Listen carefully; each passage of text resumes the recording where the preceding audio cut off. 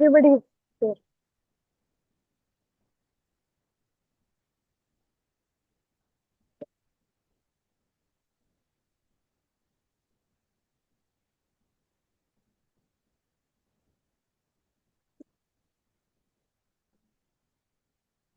I think in case anybody else is yet to come, the wait for 2 more minutes and then begin.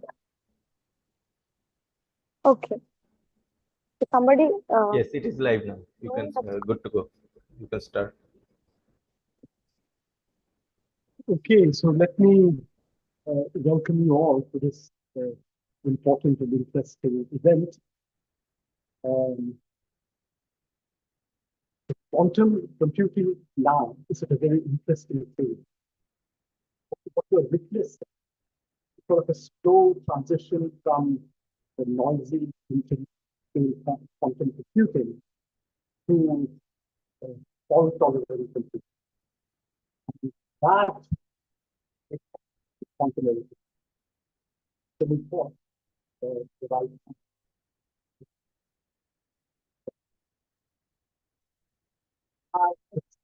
meeting on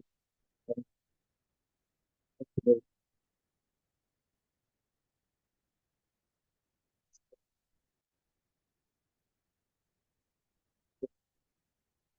two talks and followed by this.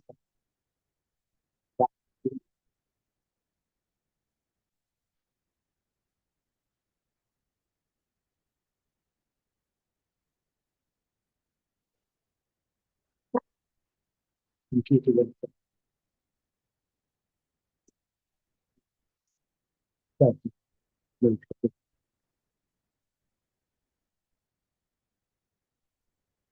no. Do you hear me? People who are online. Yes, yes. Okay, okay, okay, sir. Thank you, Professor Bhanudas, for giving me an opportunity to present the updates on this field. So I thought I could use this opportunity to introduce what quantum error correction itself is and fault tolerance is. So I have pitched the talk such that it is of interest to people who are new to the field and also people who are experts like Kishore. So with this, I'll just get into the talk. So I have titled the talk as Road to Fault Tolerance, a primer. We'll soon see why the title makes sense as we go on. So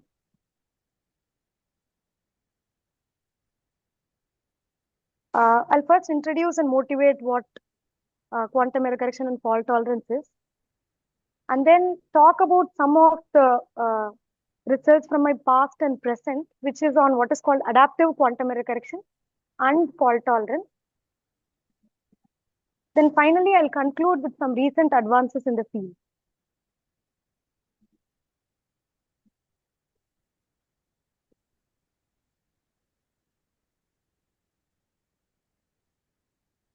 Okay. So why is quantum computer of great interest? Why is everybody racing after this? A quantum computer, as we know, promises to solve certain tasks much efficiently than a classical computer. I quickly have an example here. You can, this is very cumbersome. The PDF.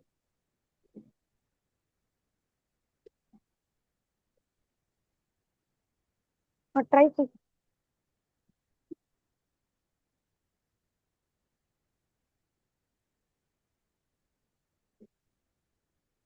Okay, this is fine. Okay. So an example, so I just wanted to present an example based on one of our recent works, which is using Harrow-Hassism and Lloyd's algorithm, quantum algorithm, to solve a bunch of linear equations. And this algorithm is known to give an exponential speed up in the system size, as opposed to the best known classical algorithm for solving linear equations. So the algorithm, as you see, has two modules, which is two QPs, and there's a control rotation module. And to this algorithm, we perform a bundle of changes, modifications to suit it to different eras of computing. That is what this paper itself is about.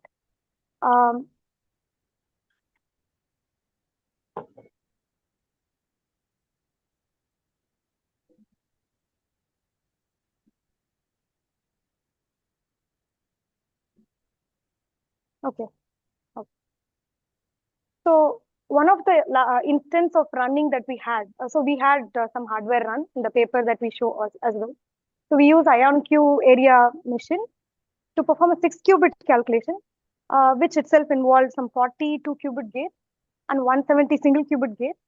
And we got the result up to an error of about 13%, and this is after mitigation. So without mitigation, it was 25%. After mitigation, it came to about 13%. So this is the state of art 6 months ago, as of 6 months ago. Okay. A big strength of HHL algorithm is to give exponential suppression in the number of qubits. So does this mean if I have access to 1000 qubit IBM machine, I can as well start running problem whose input size is about 1000, meaning classical computer will struggle to do this because it will be 2000 by 2000 matrix computation. Can I actually do this? The answer is no. If I were to do this, the fidelity of such a run would almost be zero, close to zero. And as you all know, the reason is the noise, the hardware noise, which is going to prevent us from achieving the speed up that quantum computer promises to give us. And this noise is because of the system environment interaction. So now I'll quickly give you an overview of what noise is and what quantum error correction itself does to overcome the noise that the system faces. So what is a noise channel? We know a closed quantum system is going to evolve unitarily as shown here. So there's some kind of a pointer so that people online can also understand what I'm trying to point to. Okay. So to the left, there's a figure which is going to show how closed system evolves, which is unitary. On the right-hand side is the open quantum system, where no, I don't think it captures. It's very difficult to focus a person who's. So, let's say rho is the system which is of interest to you. It is interacting with the environment. Environment is something that you don't have control over. And this interaction, of course, is going to happen via a unitary evolution. Following which, of course, system of interest to you is just rho. If you look at the state of rho, it is as if it is under the action of a non-trivial, a non-unitary map. It's no more unitary. I cannot write this as a unitary map on rho to reverse it. It's some kind of a non-unitary map. And this non-unitary map is what is called a quantum noise channel, right? So, therefore, a quantum channel can be defined. The curly E is this E here. It's a completely positive and trace preserving map, which has this kind, which can be written as samurai EI rho EI dagger. And the EI, the elements EI, the operators EI are called the noise operators. They are the error operators. And this decomposition is also very famously called Krauss, Choi, Sudarshan decomposition. An example to this is, you can think of a 2-level atom, which is in a cavity, which is interacting with the radiation field under James Cummings Hamiltonian. You see that it tends to spontaneously decay. If I were to capture the state of the atom, which is decaying, it would as if it is under the action of a map whose Krauss operators can be written this way, right? The Krauss operator, so here, this is an operator which is in the 0-1 basis. As you can see, this is 0, this is 1. 0 is left unaffected.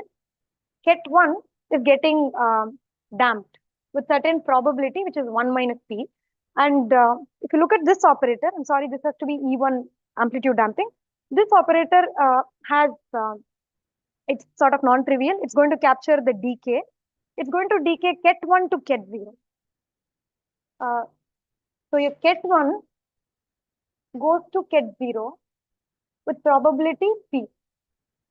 The p here itself, as you see, is a continuous parameter, which can be written as 1 minus e power t by minus t by t1, where t1 is the very well-known relaxation time. So it's the coherence time, and t is the time for which the whole process is going to happen. The parameter p is going to lie between 0 and 1. As you see, when t is 0, when there's no interaction at all, this quantity has to be 0. The noise parameter has to be 0. And when the quantity is 1, when t tends to infinity, as you can imagine, this p goes to 0. So in the large limit, you see that this state would become, it would just go to this ket 0. This is in the large limit, large T limit. Yeah, that's what I said. E subscript. Okay, move to the next slide.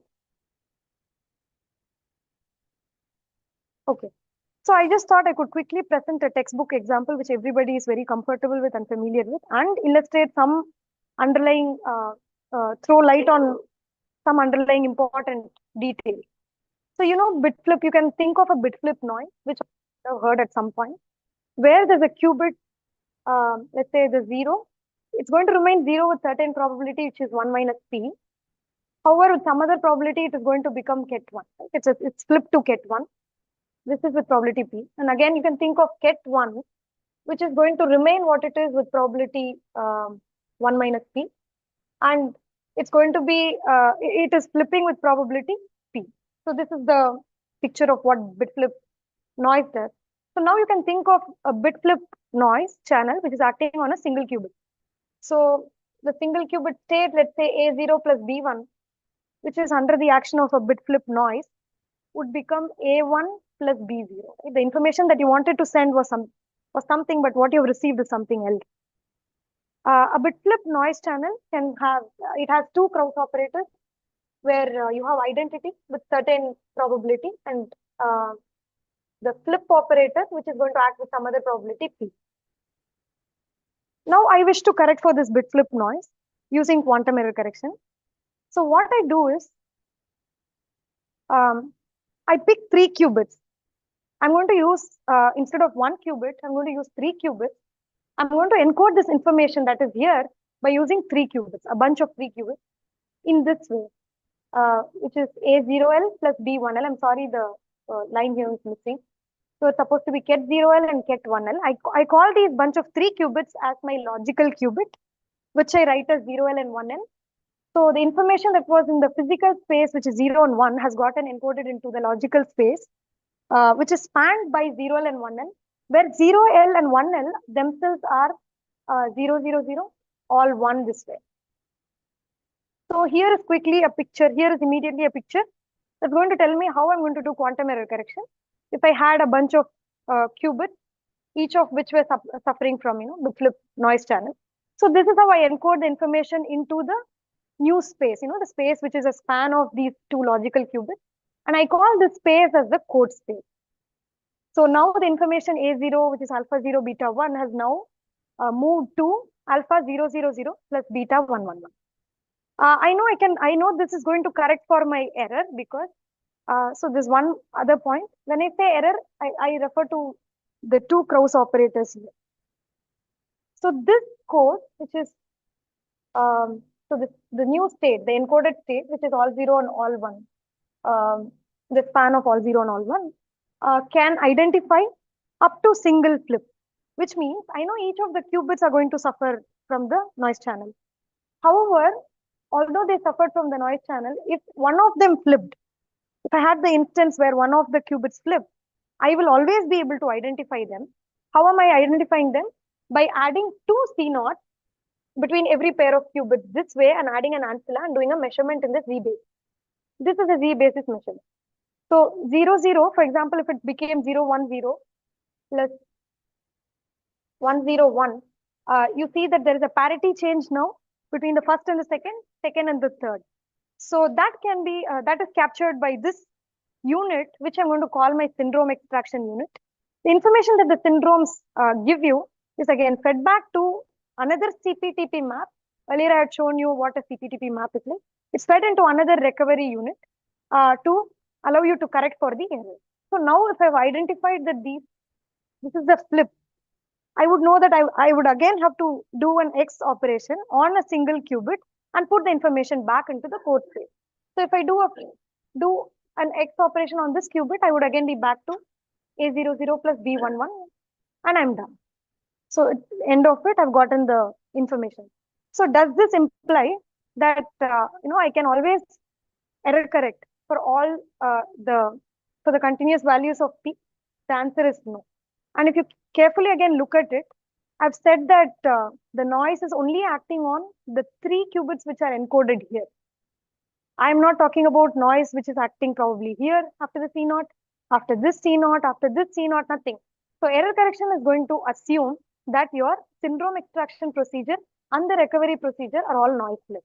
It is only assuming that I'm protecting the qubits. It's only a protection for the input qubits that you're encoding into the logical space.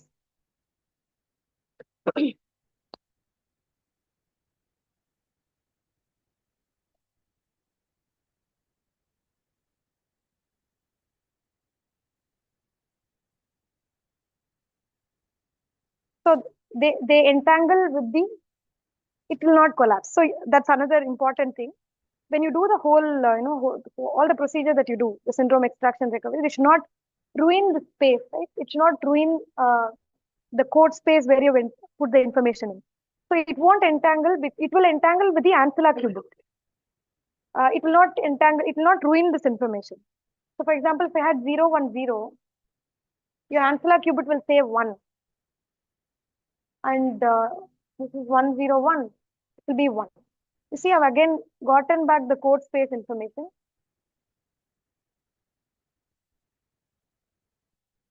See this? So this information is entangled with this state. There is an entanglement, you're right, but it's between this, this particular state and this, the ancilla qubit. The states of the, so it's a probabilistic process, right? Error is a probabilistic process. So you have different instances.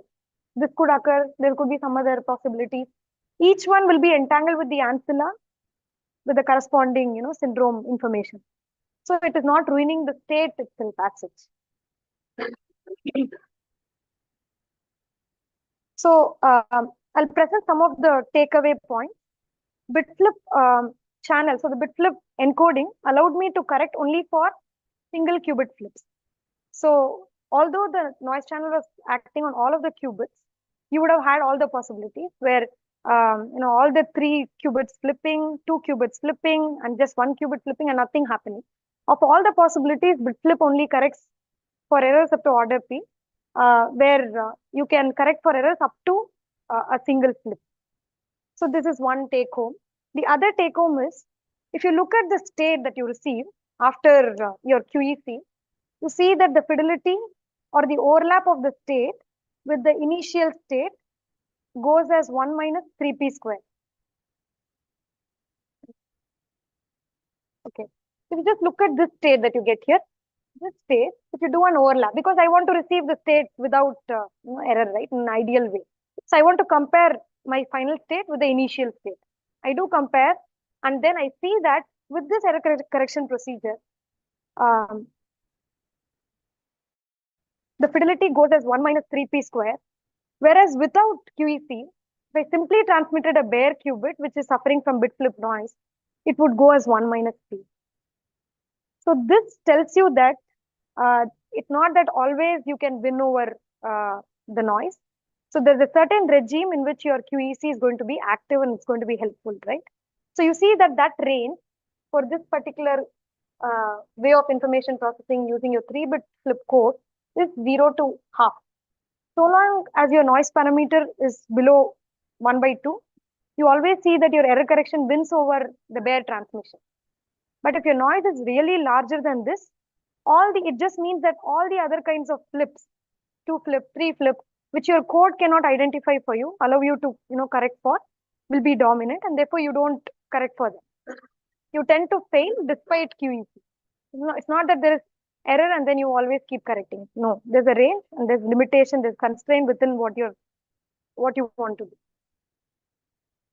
So now I'll present a big picture of what I just illustrated so far on what quantum error correction itself does. Okay, sorry. So physical information is the information that I wanted to protect, which is the single qubit in the example that I showed. It's in the Hilbert space H0. What quantum error correction does is it encodes, but it can detect, but it cannot correct for it. So you move the information via an encoding by adding ancillas like I showed to the code space. Now on the code space, the noise is acting. And once after the noise acts, you apply for a recovery, which is a CPTP map. This recovery is going to put you back into the code space. Of course, you can apply a inverse unitary, and bring the information back into the physical space that you began with, right? I can always, after the end of this protocol, I can apply another unitary and put the information again back into the code space. So now note that the physical space information is now encoded in the logical space in a subspace of a bigger Hilbert space, right? The information that I took there, which is it's a two-dimensional space. The code space, which is a span of 0 and 1 here, is a 2D space. And this 2D space is a subspace of 2 power 3-dimensional Hilbert space. So this is what a code space is. And therefore, this is just to say that the logical space is n-fold tensor product of the physical Hilbert space that you want to protect. One second.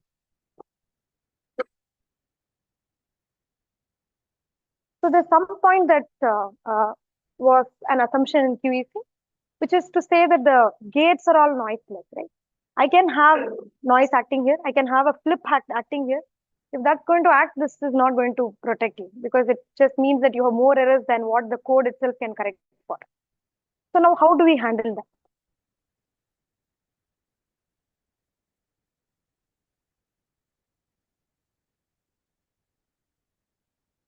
That is why you have to go for what is called a fault tolerant computation, where every basic unit is faulty. Every basic physical unit, your gate operation, your qubits, everything is noisy, but you still are able to do your computation in a very reliable way, in a way where you're able to accept the information, right? The information that you do after your computation, finally you would want to accept them. Otherwise, there's no point in performing a very long computation. So suppose you had an error before the C0. This red box here is to indicate an error, an X error. Suppose you had a flip here. It would appear as a flip on this qubit, control qubit, and the target qubit. Similarly, if you had a Z noise, a Z error, is occurring before a CZ gate, it would occur as a Z, it would propagate as a Z error at the output, both in the control and the target. So it's very malignant. It destroys the information that you want to protect. So you do fault tolerant computation. What fault tolerant computation itself means is you're able to compute very reliably with noisy gates, noisy states, provided, again, there's a catch here. Like I said, that there is a range of noise parameter within which your bit flip code is going to be useful. It says that provided the error rate per gate is below a certain critical threshold value, this is always powerful. In a fault tolerant computation, so what does fault tolerant computation itself mean? So error correction put you into the logical space. Let's say logical space of these 3 qubits here. So you're going to now do all of your gates on these 3 qubits, which means on the space, in the space of 3 qubits, which is the span of 0L and 1L, which is given here, you will have to apply your Hadamard phase gate, T gate. You will have to come up with T gate on the logical space. So you'll have to, that is called performing fault tolerant gate. So in a fault tolerant computation, any ideal operation is simulated by performing an encoded operation on the logical qubit. So you call that as an encoded operation, where you're performing an equivalent phase gate on the space of on the logical space, which is the code space. Right? So if there's a phase gate here in the physical space, you will have to equivalently perform, if you want to do a fault tolerant computation, you equivalently perform a phase gate on the bigger space of more qubits. Now, what are the assumptions that you want for fault tolerant computation? Because remember, you're computing with noisy gates, right? Everything is noisy out here. So you assume that you're able to perform gates, the larger gates, which I called as S bar. These gates, which act on the larger Hilbert space, on the space of, for example, the 3 qubits there, they will have to act in a transversal way. What transversal means is that you're able to perform the action, the gates in a very parallel fashion. Suppose say I have 3 qubits here and 3 qubits here. They want to perform a CNOT between the two, bunch of two logical qubits. These are two logical qubits. They want to perform a CNOT. I do so by performing them a bunch of CNOT, which is coupled in this way, independent of each other. One is independent of the other. So it's not a sequence of gates, it's rather a bunch of parallel gates.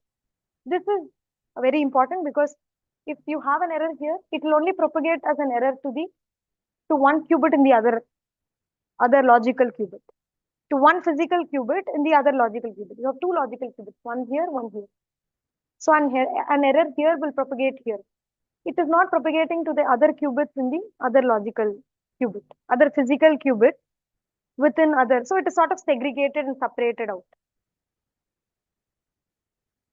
And then you assume that the ancilla, you have enough supply of ancilla because it's a very huge computation, right? You're doing the same computation in a larger space of physical qubits, which is basically the logical space qubits, right?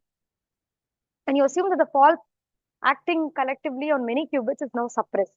You assume that the faults act in a very independent way. So I'll now quickly move to some of my results from the past and the present. So my PhD work involved more of what is called adaptive quantum error correction. So what is adaptive about this? So the example that I had shown about bit flip code will have this picture where there's a code space in a bigger Hilbert space. The information is encoded in the code space of bigger Hilbert space. And the error, the bit flip errors, took me to mutually orthonormal subspaces. Mutually orthogonal subspaces. And because these subspaces, errored subspaces, error means the flips are the errors on each of the qubits, they will take you into mutually orthonormal subspaces. These are orthonormal and therefore you're able to identify and distinguish them. So you can always perform syndrome measurement and perform a unitary operation and put the information back.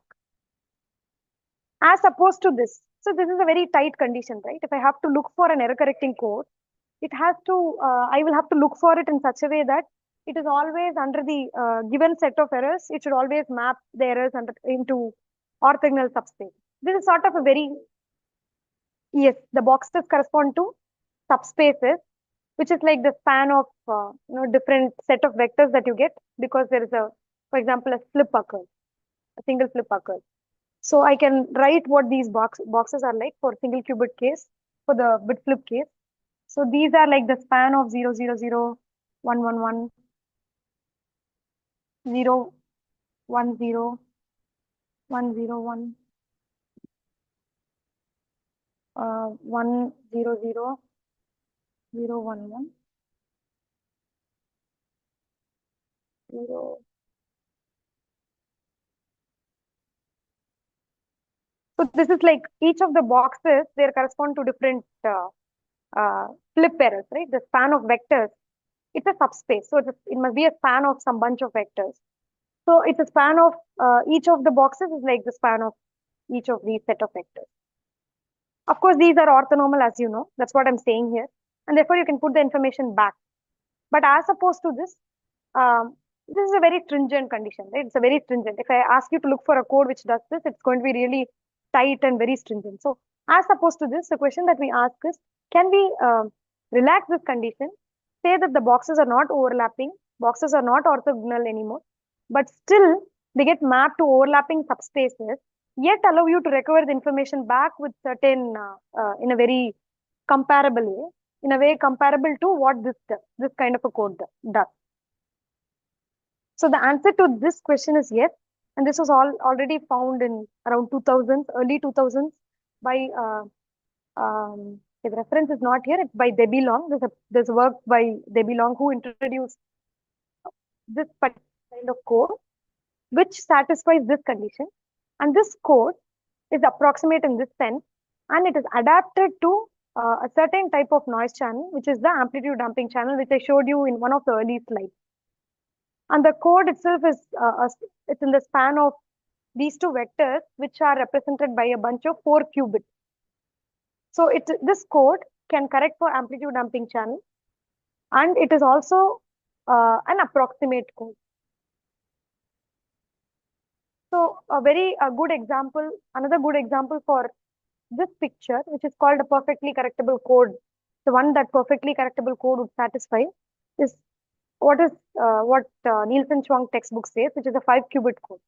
A 5-qubit code is a very well-known standard called a non-degenerate code. It can correct for single flips. Single flips could be your phase flip, your bit flip, your Y. So it can correct for X, Y, and Z errors. It can correct for all the 4, Pauli operator set. So this code was shown to perform very comparable to what a 5-qubit code would do, like for the amplitude damping channel. So one of the results from my past, from my PhD work is here. For where I present the performance of adaptive quantum error correcting code, which uses 4 qubits, which protects against amplitude damping channel. So here is the fidelity. This is the damping parameter. So you see that the unencoded transmission, if they were to transmit a bare qubit, which is suffering from amplitude damping channel, it would perform this way. Whereas these are the codes, the bunch of lines that you see, each correspond to a certain kind of a result from an optimization.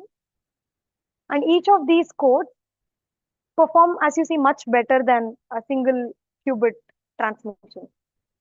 So if I were to write down the functional form of how this fidelity plot goes like, one would be like 1 minus p square, would be like 1 minus alpha p square. And the line, the red line, which is at the bottom, would be 1 minus p. So I'm already seeing a very big improvement in the fidelity, at least of an order of p, with error correction. And yes, because the range comes because you ask up until when the two are the same, right? If I perform worse, then there's no point in doing quantum error correction. So this also has a range. One has to work it out. Just work it out in the sense that you equate the two. You find out what is that alpha, what is that p for which you. So it's a function of alpha, right? As you can imagine, it's a function of alpha. So these codes themselves are obtained as solutions of some kind of an optimization, where I try to optimize the fidelity loss function. So I try to ask for a given quantum error correction protocol, what is, okay, for a given quantum error correction protocol, the protocol involves noise channel because that is what you want to correct for. It involves a recovery map. It involves an encoding, right? Encoding is the one that takes you. So there are 3 quantities, I would say. So these three, I fix the recovery. I fix my recovery to something which is known to be suboptimal, and I fix my error channel. And there is this encoding map, which I have to run over and find out which one performs best in the sense of the loss. So which one gives me very, very small loss. So this is the kind of optimization that we do. And the result that we get are these plots. Correct. They happen in the largest space of 4 qubits, right? Because I'm talking about 4 qubits here. You can think of all of these maps as happening on the 4th qubit. Now I'm in the optimization, I'm running over the unitary, encoding unitaries in the space of 4 qubits. So the space of 4 qubits is dense, right? Dense with the unitary parameters, it's a continuous parameter space. So it's a very dense space. So you will have to pull out those unitaries. The problem itself is to identify those that allow you to perform quite well. Right? It allows you to give a very good, very small loss. Those that give me very small. Of course, because these codes are just 4 qubits, you can think of them as working out all of these on a NISQ hardware itself. So that was one of the motives of this kind of a work, where you use shorter length code, the code that is adapted to the noise, and performs very comparable to what a general purpose code would do. A general purpose code would try to have more qubits and more resource. So therefore, go for this kind of a structure. And this code that I showed there will not allow you to identify, differentiate between the flip and bit flip and a phase flip. It will only allow you to identify the amplitude damping errors there. That's why it's called adapted. It's adapted in the sense that it's immune to the XYZ kind of errors. You put X error on any of these qubits, you will get back, things that are not distinguishable.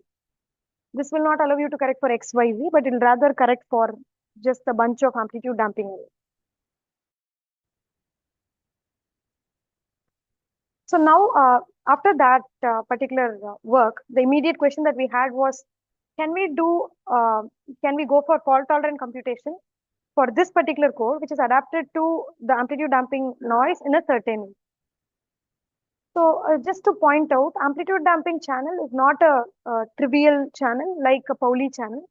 A Pauli noise channel is like a flip, right? It's like a bit flip or phase flip or a combination of the two. But if you just look at amplitude damping channel, if you were to expand it out, you see that it is it's just these two operators. And if you were to expand it out, you see that it is a combination of the superposition of these two errors, which is like X plus Iy, which is non-trivial. This is a non-Pauli operator, it's not a Pauli. You can just verify that this is not a unitary channel, therefore. And it has another non-trivial operator, which has this particular form, where this dot here refers to the density operator. If I were to plug in the density operator here, the channel will act on the density operator in this way. So it's a non-trivial map in this sense. The question was, can we come up with fault-tolerant gates in such a way that it is resilient to these two errors? I'm just writing these two errors because these are the errors up to order P. So if you just break this damping channel out up to order P, very similar to what I said for bit flip. Bit flip can only correct for single flips, right? Very similar to that, single flips of order P. Order P would just refer to those errors that occur with probability P. You can think of it that way. Now here I've broken it down such that these are the errors the code can handle, and these errors occur with probability P. And these errors are non-trivial, therefore. These are very much different from correcting for a Pauli channel, right? Pauli channel would just mean I identify the flips and I put the information back by using a unitary. That's what a Pauli channel correction would involve. But this, as you see, it is a spontaneous decay operator. It's going to decay ket1 to ket0. So you've lost your superposition.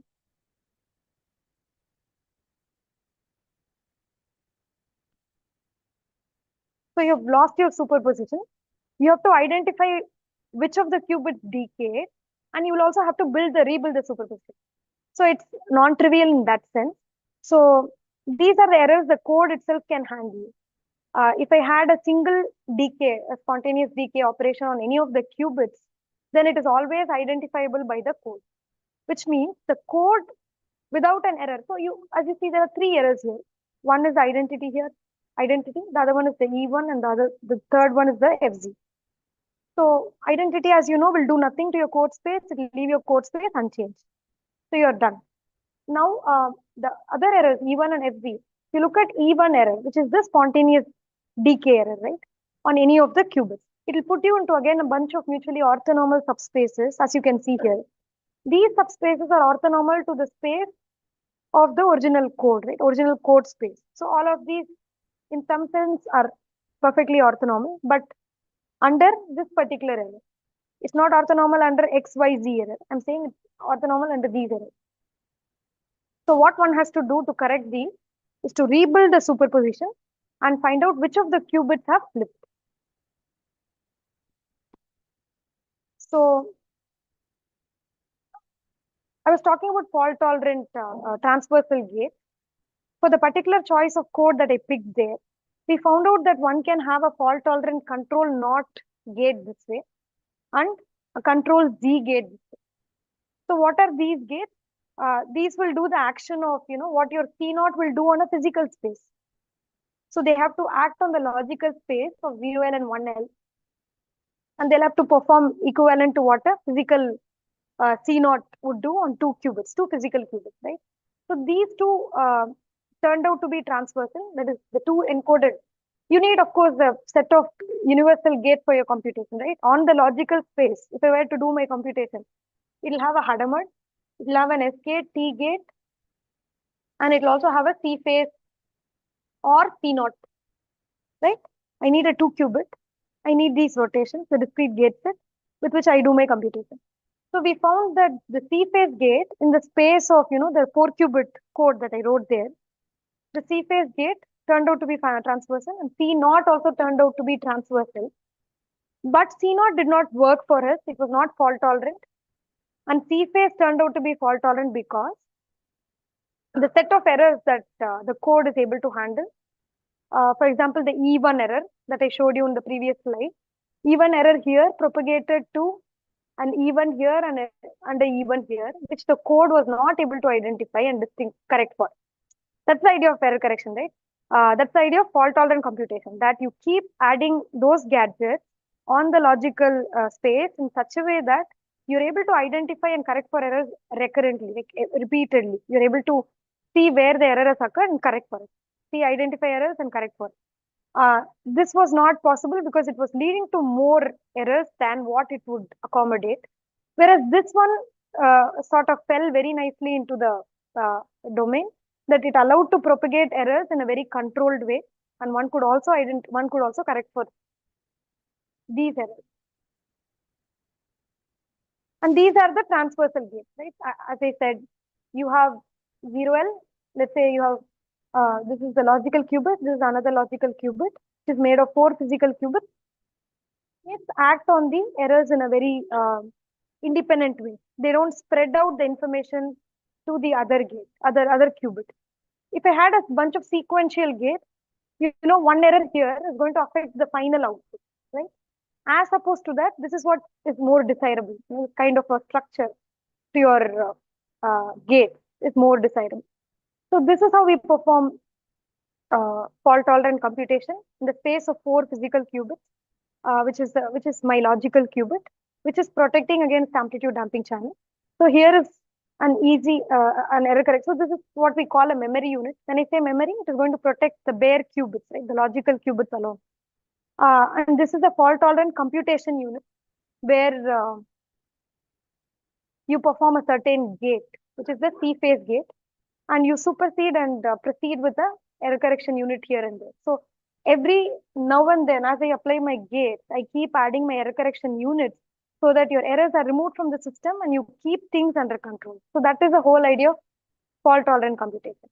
Of course, like I said earlier, one of the crucial things about your fault tolerant computation is the noise threshold, right? How long can this go on for up until what value of your noise parameter can I just do this? So that I'm better off by performing fault tolerant computation over my unencoded computation. So if I were to simply perform a C naught on a pair of physical qubits, and as opposed to that perform this kind of a computation on the physical qubits which are suffering from amplitude damping noise, how long can this go on? That is a question. The answer to that is this threshold. We found out that the threshold for this kind of a computation, in our case, against amplitude damping noise, turned out to be this very small number. Can you just relate this number to what we see currently? It's nowhere close to anything that we see currently because the errors are so huge. Just recall your IBM gates. I think they have 99% fidelity, right? 99% fidelity would mean 1% of error. So this is very, very small. This is just to say where we stand and how to relate to what the current computation units are like. With this now, I think I'll move on to present some recent advances in the field of QEC and fault tolerant computation.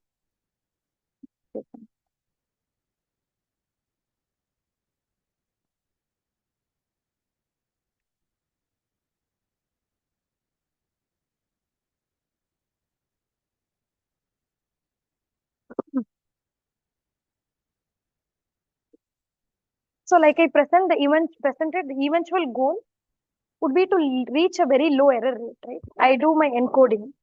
I compute everything on a larger Hilbert space. But that would pay off provided the logical qubit error rate is much, much lower than the constituent physical unit error rate. That is when you're actually that is when it has actually paid off, and you're able to do your algorithms, quantum algorithms. You're able to run it on a quantum computer, right? So here is one of the very early breakthrough paper, which uses a surface code. You can just think of it as a quantum error correcting code. That's another quantum error correcting code. I'm not getting into the details, but this is just to tell you where we stand. I'm showing a bunch of slides to tell you where we stand and what is more desirable, like what is the final goal, where are we all heading towards, right? This is a surface code, as the name says. It's a bunch of qubits which are laid out on a lattice, a 2D lattice. These white circles here are the data qubits, and the black circles are all the physical, the ancilla qubits. For every every 4 qubits, you remember the parity extraction that I showed you in earlier slides on bit flip noise? Very similar to that, you extract the parity information for every 4 physical qubits, which is a part of your logical qubit. So this is my logical qubit. So far, I just showed you a logical qubit which was size 3, right? Bit flip, and then I showed you about size 4 logical qubit. This is much larger, and you can see that you will have to keep performing a bunch of parity checks for every 4 physical qubits.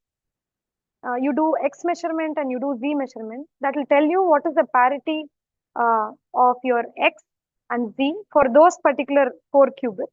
So this is what the lattice structure is like, and these are the operations, the syndrome operations that you do. This paper caught attention quite much because it said that as you keep increasing the distance of the surface core, you can reach error rates that are arbitrarily very low. Error rates, in fact, which are even 0, quite close to 0. So that is this plot. It's a log-log plot where you see that as you increase the physical error rate, right? As you increase the physical error rate, meaning if I assume that the error rate of each of the qubits is going to keep increasing, and plot it versus the logical error rate. The logical error rate, as you know, as I just told you, it's the error rate after error correction, right? It's the rate that you get after error correction. You see that for very small enough p, the logical error rate is already 0, which is very interesting, isn't it? Because this is exactly what you would want if you want to do a very huge algorithmic computation. What is the size of this? The size of this is 55. The size of this is 25. Size of this is 11.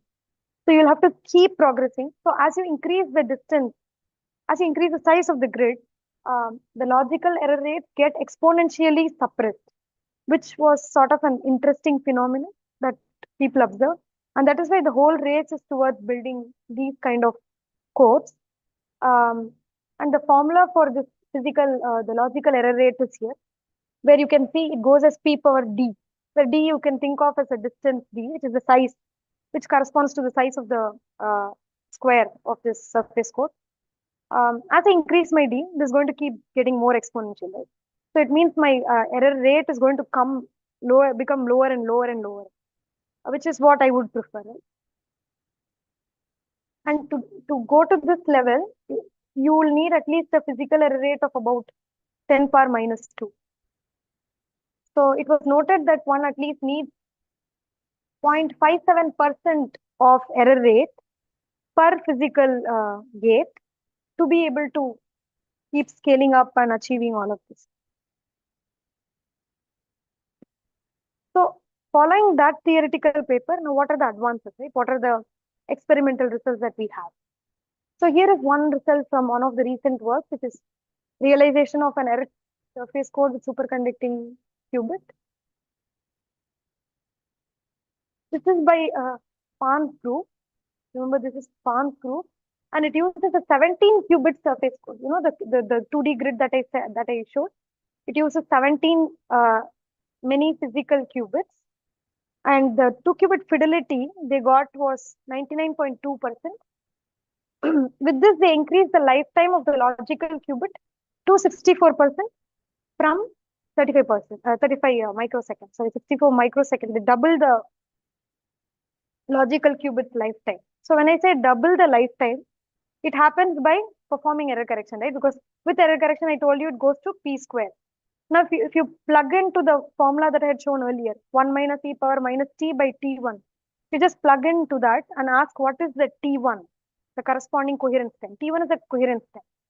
So if you ask what that is, you see that that's improved to 64. So the qubit is living longer, the logical qubit is living much longer than its corresponding physical entities, right? Now here is another result by, this is by Google, where they just say that, the plot that I just presented 2 slides back, as you keep increasing the distance, as you keep increasing the size of the 2D grid, you see a suppression in the error. It's exactly that they noted for a distance 3 and a distance 5, 4. You can think of the two of them as two different surface codes, one bigger and the other smaller.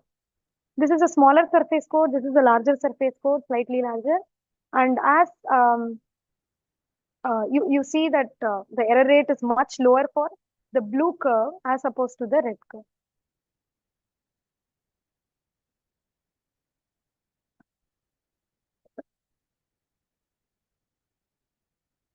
This is the last result that I just wanted to show. It's one of the very recent results, which is on neutral atoms, which caught a lot of attention. So what they do is they use a surface code, a kind of surface code, which is called a color code.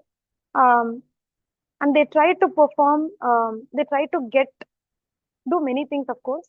They try to prepare the logical qubit, and they try to perform 2-qubit gate operations, and they try to perform GHZ state, GHZ state, right? Which is using the logical qubit state. So they want to prepare.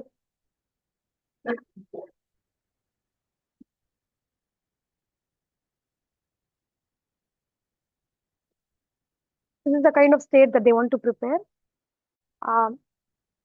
They prepare this by starting with a bunch of logical qubits. The logical qubit, note that it's made of 7 physical qubits here, which is laid out on a lattice this way. Each of these logical qubits, one prepares non-fault tolerantly, non-fault tolerantly. Because as you see the circuit here, if you just look at the circuit, this is no structure, right? It's a bunch of gates, which are one after the other. There's an error here, gone. So as you can imagine, beginning with this kind of a circuit and doing a bunch of CNOTs, they post-select to get their VSC. The fidelity that they got was just 72%. And after this, they keep post-processing and then improve the fidelity to 90 and 93 or 98, I don't know. It's just one of the recent results that I just wanted to present. Again, important thing to note, how is one such high rate, right? Such high logical error rate. That's because one starts with a very good physical gate, which is 99.5%. So it's very important to note what the gate quality is like, what the qubit quality is like, and will that allow us to achieve what we want using fault-tolerant computing. So with this, I would like to end my talk. I think that is the take home for whatever I had to say, the whole of the talk. That if you want to go for a fault-tolerant computation, you should definitely have good quality gates. Your error rates are such that they are below what is recommended, what is below the actual threshold that your theory points out. And then, of course, you are setting a way to. Thank you. I'm done.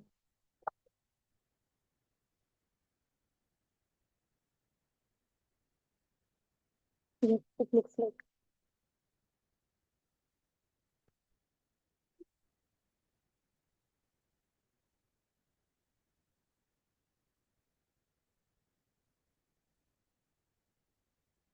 Hmm.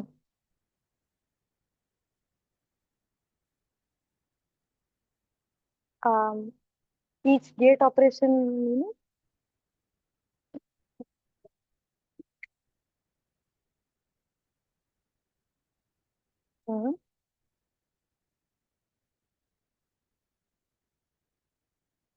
So 1 minus p square is happening because you've removed errors of order p. If you can do that, then it is of order p square. Even if you want to put in your gate, let's say on the 3 qubits, bunch of 3 physical qubits you're putting in 2C0, 3C0, and you're doing an error correction after that. If you are able to correct for the first order error, you will get an order P improvement. Say correct for second order, I'll get an order P square improvement. I'll get 1 minus 3P square, 3PQ, or something, some alpha PQ.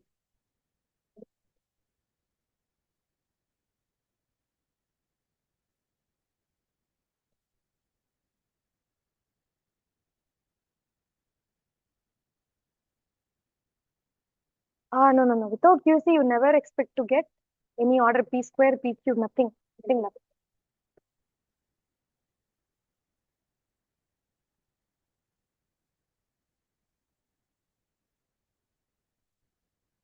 Not whole cube. You're asking for larger improvement, very big improvement. It means I should have done something even more non-trivially, right? By using just 3 qubits, I could get an order P square. If I have to push it up to P power 6, then I'll have to use something non-trivial, right? I'll have to use a bigger size code. I'll have to concatenate. People do what is called concatenation. You for each of the physical qubit, you add another bunch of 3, and again another bunch of 3, again another. You keep doing this below a certain critical threshold, you'll see obviously an improvement. This will boost. It will become exponential.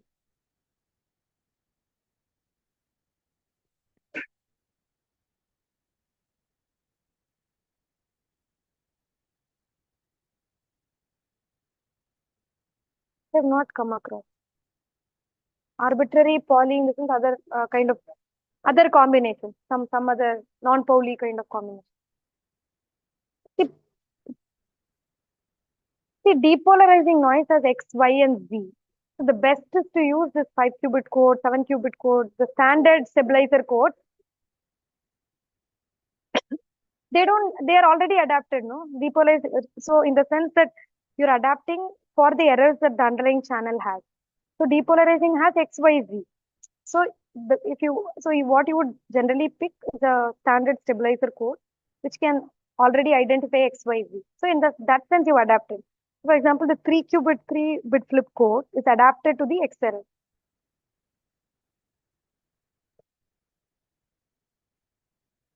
I don't think so. Right, I get the point. So, but for depolarizing noise, there are 4 errors. It will saturate, you should definitely use 5. You can't do better than 5 because there are already 4 errors. So you sort of saturate the Hamming bound, what is called the Hamming bound. You cannot go below 5 to come up with some other code which will perform. It will definitely have an 1 minus P kind of a behavior. So it depends on the number of errors. So the qubit space that you pick will how much it is able to correct for.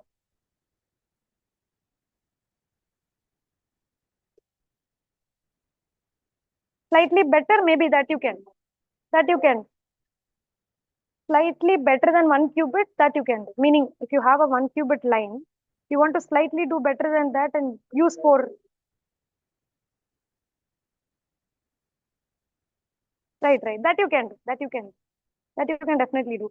I was only concerned about this one, this order P and P square improvement. If you just used a single qubit for depolarizing, you would get 1 minus this one. If you used 5 qubits, that is the ideal one, because you have to distinguish 4 errors, right? Identity, X, Y, and Z. Then you go for some say beta, P square. This improvement is there. If you want to do 4 qubits, 3 qubits, you can do, but you will get 1 minus alpha prime P, where alpha prime is much lesser than alpha. See, the coefficients will be lesser. It will be different. Right, yes.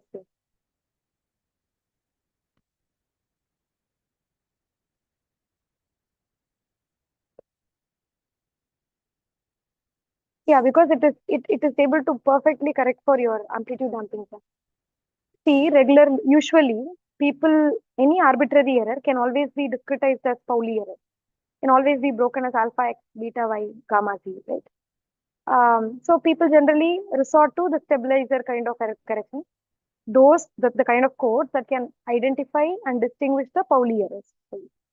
But as opposed to that, the kind of code that I showed can identify, it can see amplitude damping errors, the spontaneous decay error that I told you. Those kind of errors it can see, and it can put you into orthonormal subspace. It's perfectly tuned to that kind of, to identifying those kind of errors. That's why it's called adapted quantum error correction. So phase damping is a Pauli now. Amplitude damping is a non-trivial, it's a non-Pauli kind of a channel, which cannot be expanded out. You cannot scale it like a Pauli channel. It's not like Y, Z. I cannot write it as some alpha Y. I cannot write it as some alpha Z. Meaning I cannot put it in terms of unitaries, probabilistic unitary channels. They're not like that.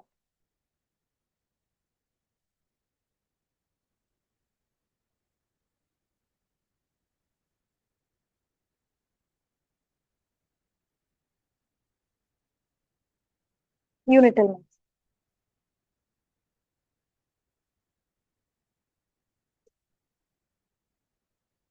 But with error correction, right? Non-unital ones.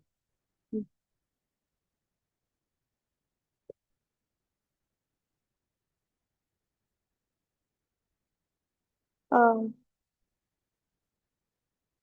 see, I agree that you're right that you perfectly pointed out that amplitude damping channel is a non-unital because all the information that is in the Bloch sphere gets mapped to one point on the Bloch sphere. All of these go to get zero as t tends to infinity.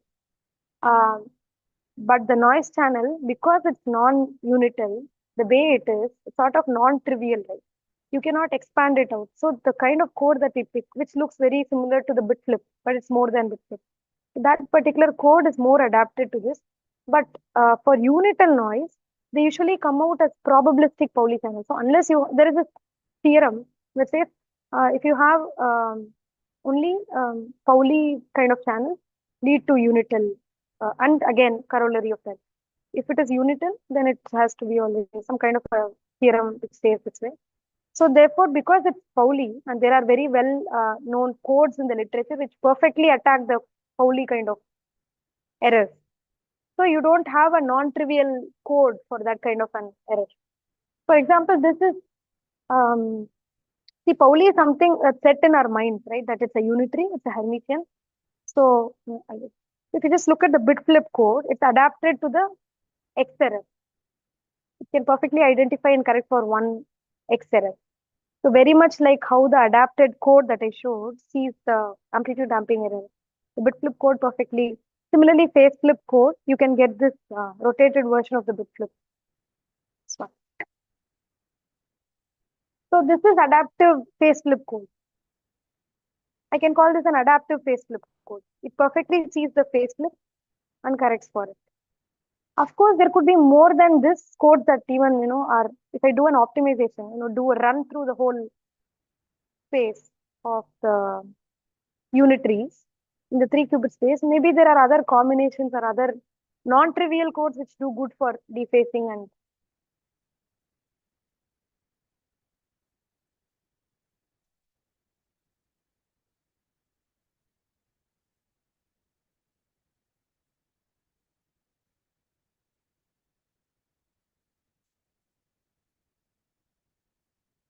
yeah. So when I say this threshold, I all I ask is, will the whole procedure of quantum error correction or fault tolerant computation, will it pay off with so much of resource and so much of processing? Uh, Up until what noise parameter, what value of p, will this circuit promise to give me lower error rate as compared to the original? That's what I asked. Up, so this one, right? I actually compare noisy and the one with error correction. Noiseless, I'm not talking about at all here, right? Because noiseless is something that's ideal. It is always one. The fidelity is always one. I don't have to compare with noise. But on a real hardware, the question that I ask is, when is one getting an edge by using fault tolerant computation as opposed to simply using those physical tools?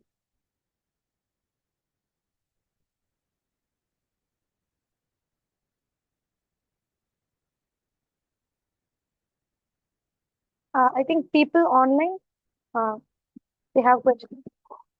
Hello.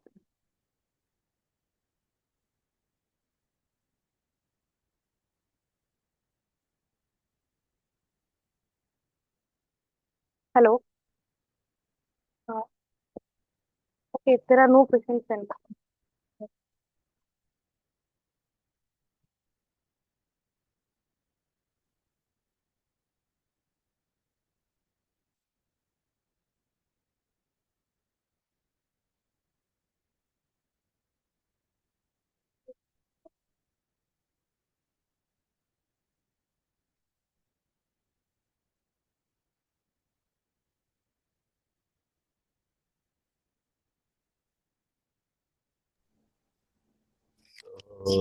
Shall I end the meeting or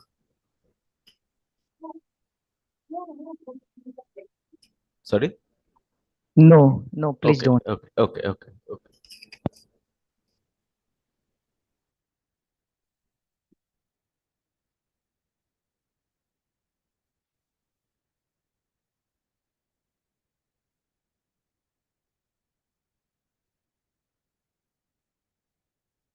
Sorry, how do I share there?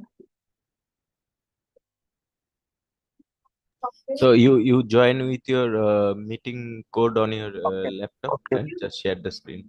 okay, Once you join, I'll make you the co-host. okay.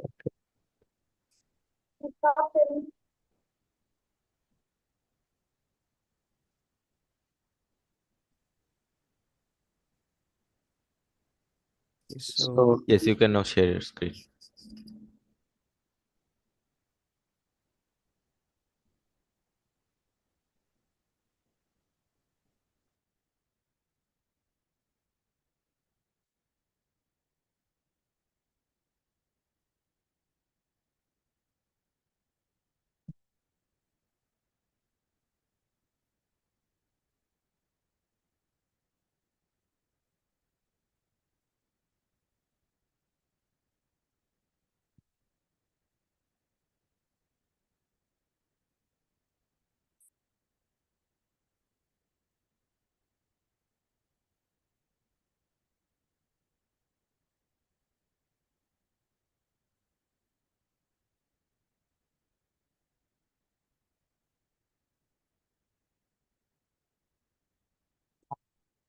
when I just took, like I had not prepared my slide. So in the past I had given some tutorials on quantum error correction. So I just modified some of them to talk about So I think where Akshaya ended, maybe I could try to start from there. So like she talked about surface code. Uh, so I could talk about what is surface code in detail maybe, and then this example about low density parity check codes, like the quantum LDPC codes. Yeah, so maybe I could just wait for some people.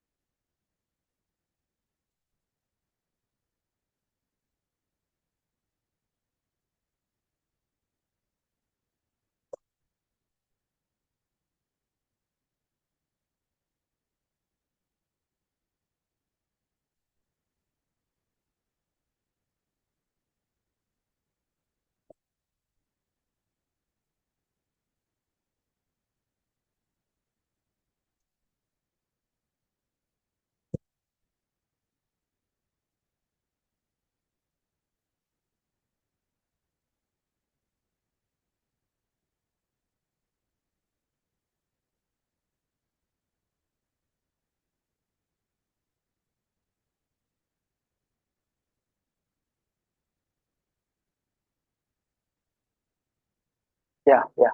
Okay. Yeah. So basically, uh, yeah. Thanks, Akshaya, for such a pedagogical summary and what exists in quantum error correction and some of the recent works. Unlike Akshaya, I have not prepared slides. Uh, but I had some slides from the past about some error correction tutorial series I gave. I just modified them. Like, uh, And obviously, I don't think we will have enough time because I think people might be getting hungry also. So, so I will not like to take your time much, but yeah. So I have some slides, and I could maybe I will just discuss about the story code and like about something about some work by IBM, which also relates to a work that we did on hyperbolic flocate codes. And actually, there are like lots of nice questions in this direction. Maybe we will try to motivate some questions which can potentially lead to some work, like future work.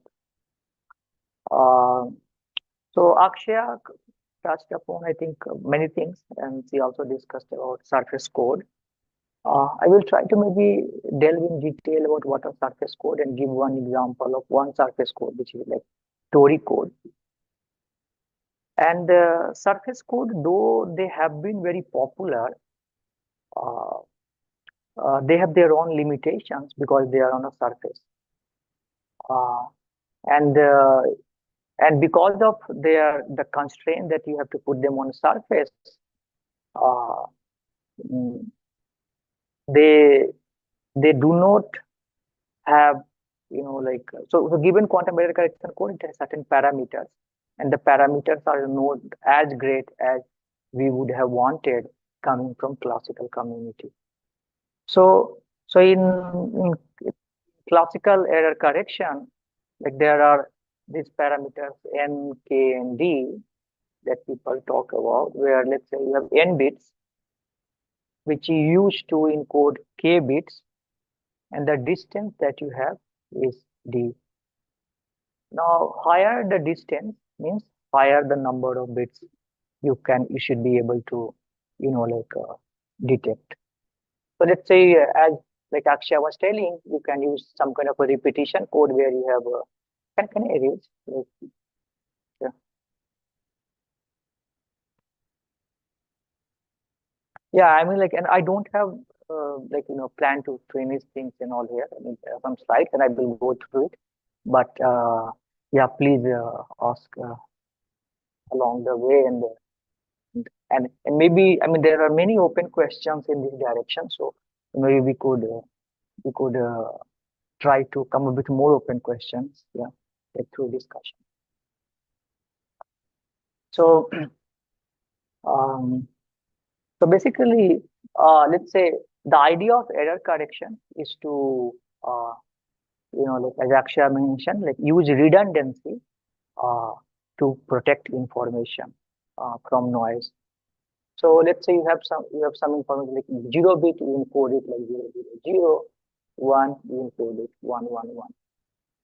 But let's say if all three, and let's say if one bit flips here, so your 0, 0, 0 becomes 1, 0, 0, and then you can look at the majority, and majority is 0, so you set it back to 0.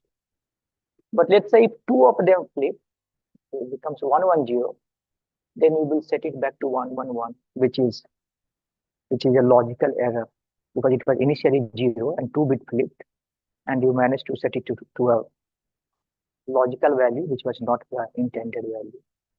And if let's say all 3 bit flip, then in that case you will not be able to even detect the error. Like for you will feel like there is no error at all.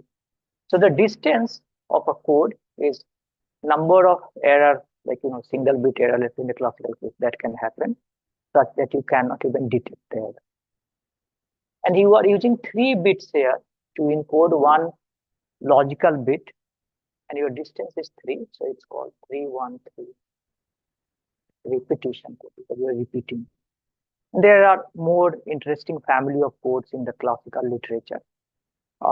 In general, such codes are like referred as NKD codes, like you use n physical bits to encode k logical bits, and the distance of your code is d.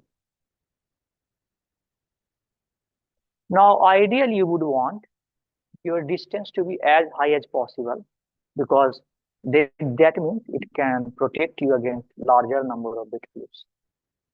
And at the same time, you would want your k, the number of logical bits, to also be as high as possible. Now, in the literature, like there has been this thing called So forget classically it is called low density parity check code. In classical it has been very popular. I mean, it was, I think, proposed in 1950 or 60 at some point. It was not popular for a while because building decoders for them difficult. But recently it got popular, and you see nowadays in Wi-Fi and many different like 5G and like many different technology, the way they use the error correction they use is LDPC code, like low density parity check code. So what is this low density parity check code? We will try to understand briefly. And so basically uh, to find out whether an error has occurred or not, you try to measure certain parity operator. Like that's what Akshay was talking about. So there are two parameters that you have in a code, which is called R and S. R basically means that what is the weight of your parity operator. So your parity operator acts on how many bits in the classical case. In quantum case, how many qubits on which your parity operator, that's R. And S basically is given a bit, or let's say qubit in the quantum case, what is the maximum number of parity operator that act on it. Now, if R and S both are constant, like ideally constant, then you call it low density parity check code. So basically what it means in the quantum case, that given a qubit, there are constant number of check operators that act on it, and the weight of a check operator is also constant. So that's what an LDPC code means. So actually all of the codes that we talk about, like you can think of for very large constant, they are all LDPC codes. But we want this constant to be as small as possible. Okay. But then we are not happy with LDPC code. We want something called good LDPC code. Like it's actually they call it good, like good LDPC. And what good LDPC codes mean that this K here, it scales linearly with N. And D scales linearly with N. So as you increase your number of physical qubits, let's say in the quantum case, the distance should scale linearly, and the number of logical qubits should also scale linearly. So it's something like, let's say if you have 5,000 qubits, then the logical qubit should also be the order of 1,000 or something, let's say 1,000. And if it goes to 5 million, then the logical qubit should also go to 1 million. So logical by physical overhead should be constant. Also distance should be high, because higher distance, as Akshay was showing in a plot, can help you protect against error. So that's why, like there has been this push towards good LDPC code. Classically, good LDPC codes were developed like, back in 1960, 50. Quantumly, this was an open problem. And in 2021, November, I think, on arXiv, there was a paper by Pantalev and Kalachev. So I think today, Akshay was telling me that Pantalev is talking at IIT Madras in some conference. And Pantalev, so they're classical guys, classical error correction people. And they solved this problem. So they came up with good quantum LDPC codes. But these codes, they are asymptotically good, which means that for very large N, like K that you have here is some constant 1 time N, D that you have here constant C210. But this constant, yeah. Sorry for interruption. So are you still on the title slide, or are you sharing any slide? No. I'm writing something on the board, and I'm. Okay. Okay. So we can't see that. Okay. You can better write on the screen as well, so that everyone online can see.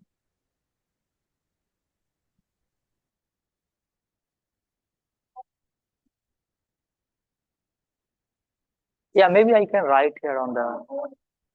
Yeah.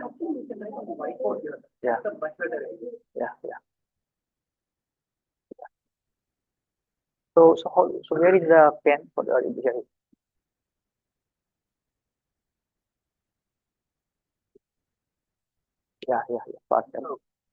Perfect. Yeah. So I was saying that, like we can have this, so we can have, should I select some pen, something in there?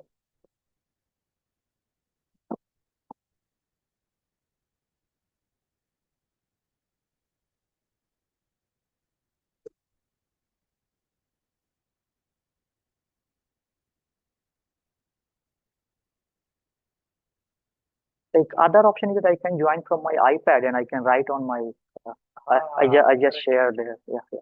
So let me just join from my iPad. Yeah.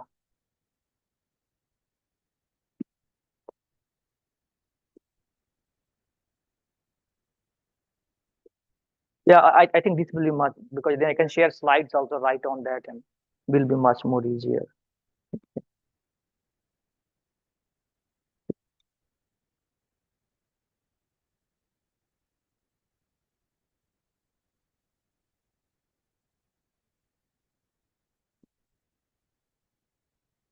No, no, I will write here.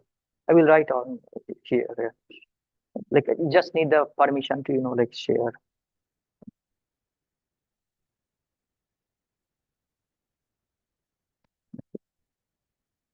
Yeah, so I need the permission to share.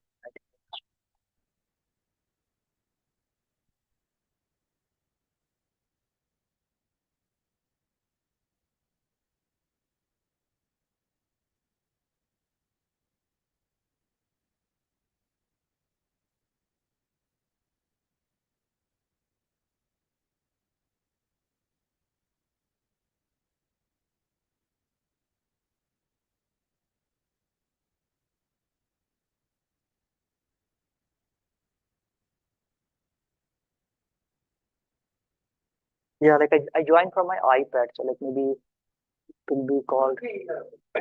No, I think that's my laptop. Kishore's iPad. Yeah. Oh, no. Yeah. Yeah, done. Yeah, I'm a co-host now. Yeah. Yeah.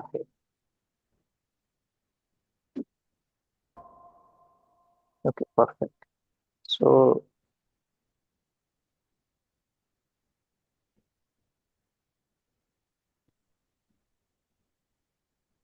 okay. So I was saying that, like there are these parameters N, K, and D, and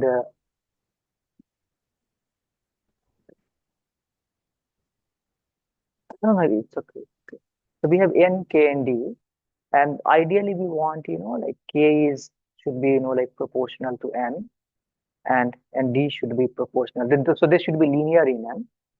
That's what we want. And there are these constants like K should be C1N and D should be C2N. So we want these constants here, like, C1 and C2 to be as high as possible. Sorry, as low as possible, And basically, yeah. Yeah. So basically, so normally you would talk, let's say we are interested in not a code, but code family. Yeah, code family. So a code family, so let's say you talk about, let's say some lattice. Let's say. So you have a, like let's say Tori code, which has, I will talk about what is a Tori code. So if let's say it will be on some L cross L lattice. So for Tori code, like you will have 2L square, like physical qubits, and then you will have 2 logical qubit, and the distance will be L. So you can like now take a value of L, and for that value you will have a code which will have a higher distance, but as you see, 2 by 2L square, as L goes to infinity, like this basically goes to 0, right? And similar, but on the and the L, like the distance goes like the square root of the number of physical. But what we want, so here you see that the K by N is vanishing as you increase N. dyn is also vanishing, and in fact, like d is yeah, uh, still it's like it goes like square root.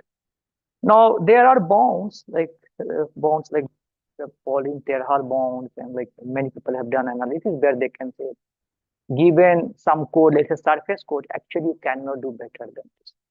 Like like the distance that you have, if I remember it correctly, the distance times k, that should be d square times k. Actually, yeah, like that should be n.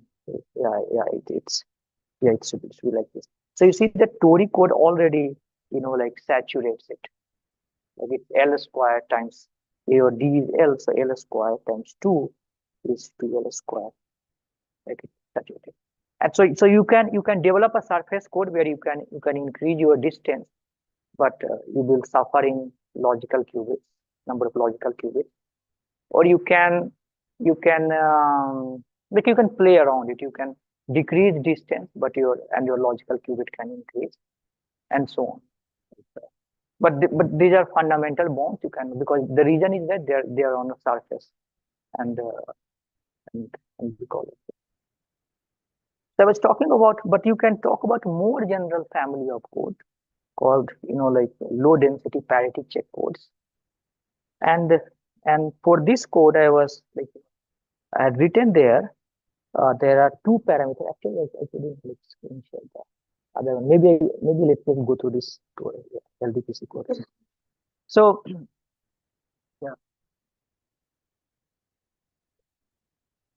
yeah, you cannot, overall it will be a surface code, right? But yeah, I mean but so you will not be able to perform measurement across two surfaces.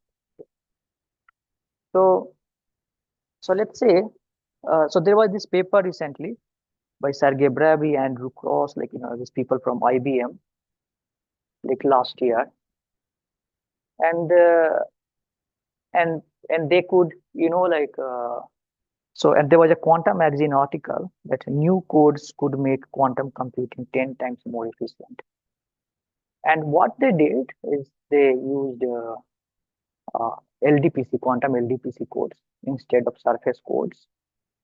And I will talk about what LDPC codes mean. At least by the end of this talk, we will understand LDPC code at some level. Okay. So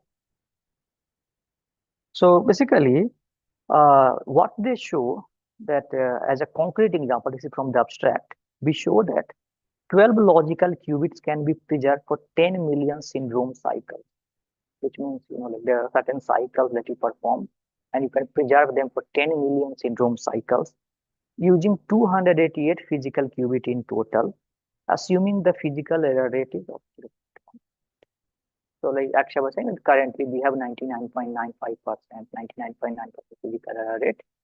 So, but let's say if you can have each of the circuit components, let's say physical error rate of the order of 0.1%, and if you are able to implement this scheme, then using 288 physical qubits, you can have 12 logical qubits, which can be like preserved for reasonably long time.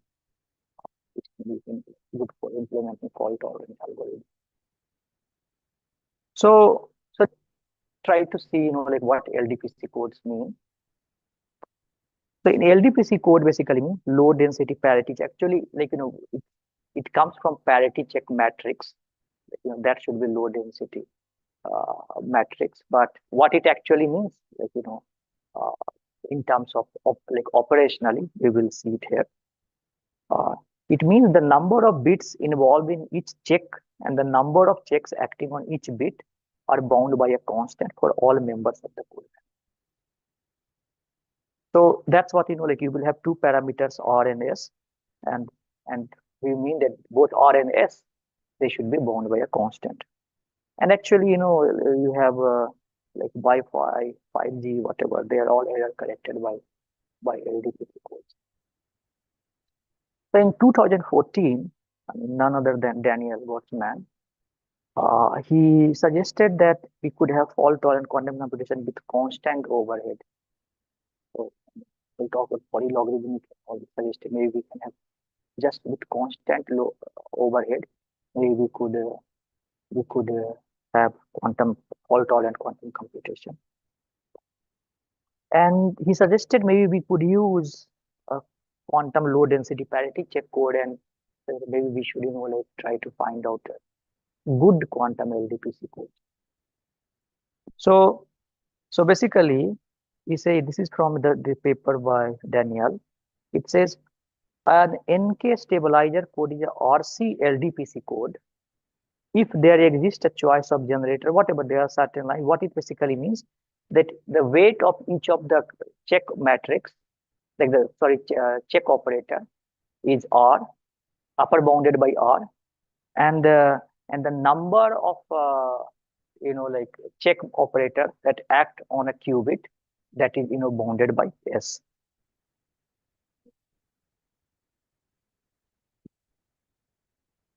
Yeah. So it will be like for a syndrome you measure, let's say Z1, Z2 operator, for example, or let's say the toric code, it will be X1, X2, X3, X4. So the weight here is 4. So these are like this is what you check operators. This is what you measure to find out whether some error has occurred or not. So in fact, every stabilizer code is an LDPC code. You can find a value of R and C, like for which every stabilizer code will be an LDPC code. Like you can say NK stabilizer code is an N minus K LDPC. Because the given N code, the weight of any check will be at most M. And then like if you have K logical qubits, then you can infer that number of such stabilizers which can act will. So trivially, you can say every stabilizer code is a LDPC code. But what we want that these numbers R and C, they should be constant, similar to the classical case. And they should be small, like 2, 3, 4, like 6. Because the weight of the check operator, that's like, that's important. I mean, if it's large weight check operator, then implementing that in experiment will be difficult. And we want that to be as small as possible. Sorry.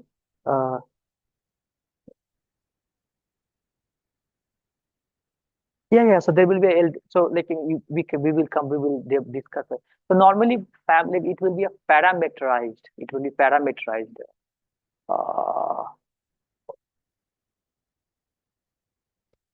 No, here we are talking about a particular code.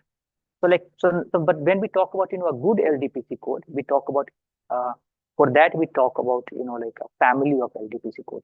So this is an example of a LDPC code for which if it's like I mean our code is an LDPC code if like it's like both this N and K like I mean sorry, this R and C, they are some constant, and obviously they will be constant. But I know like if they are constant for the entire family, that's another question. So is it that trivially every stabilizer code is an LDPC code? Yeah, but every stabilizer code is not an LDPC code. But not every. Maybe there can be LDPC code you cannot write in a stabilizer formalism.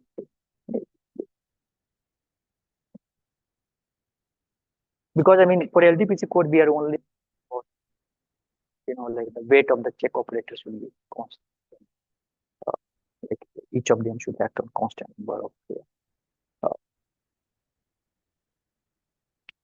Yeah, there are a lot of gaps, and I'm really sorry. Like it's like so basically on my website you can see like I've given some like talks, like tutorials, like 5, 6 where I discuss about all that. I think Akshay already kind of explained stabilizer code. So these are the codes which you can like describe using stabilizer formalism. And a stabilizer formalism basically, I mean, we can discuss about all that later. It's some Yeah, something very beautiful. Okay. Yeah.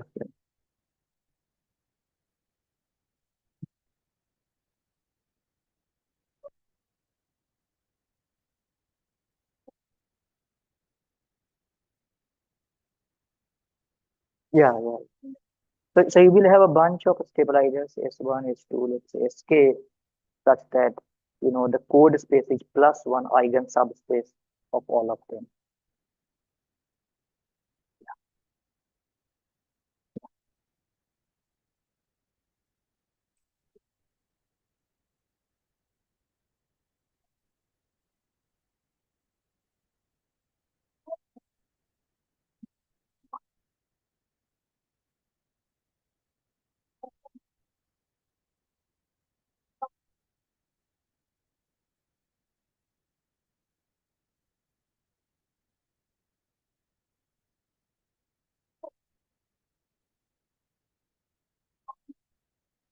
So you so you can think about, let's say you have two stabilizers, S1 and S2, and then like S1 can have plus one eigenspace, minus one eigenspace. S2 can have plus one eigenspace, minus one eigenspace. And this is your code space. And these are like error spaces. So every time you go outside the code space to this error space, you can find it by measuring the stabilizer, and then you can apply your correction operator to go it back. So it's like you want to be here, but then like the error is always taking you here, and then through error correction you are trying to go back.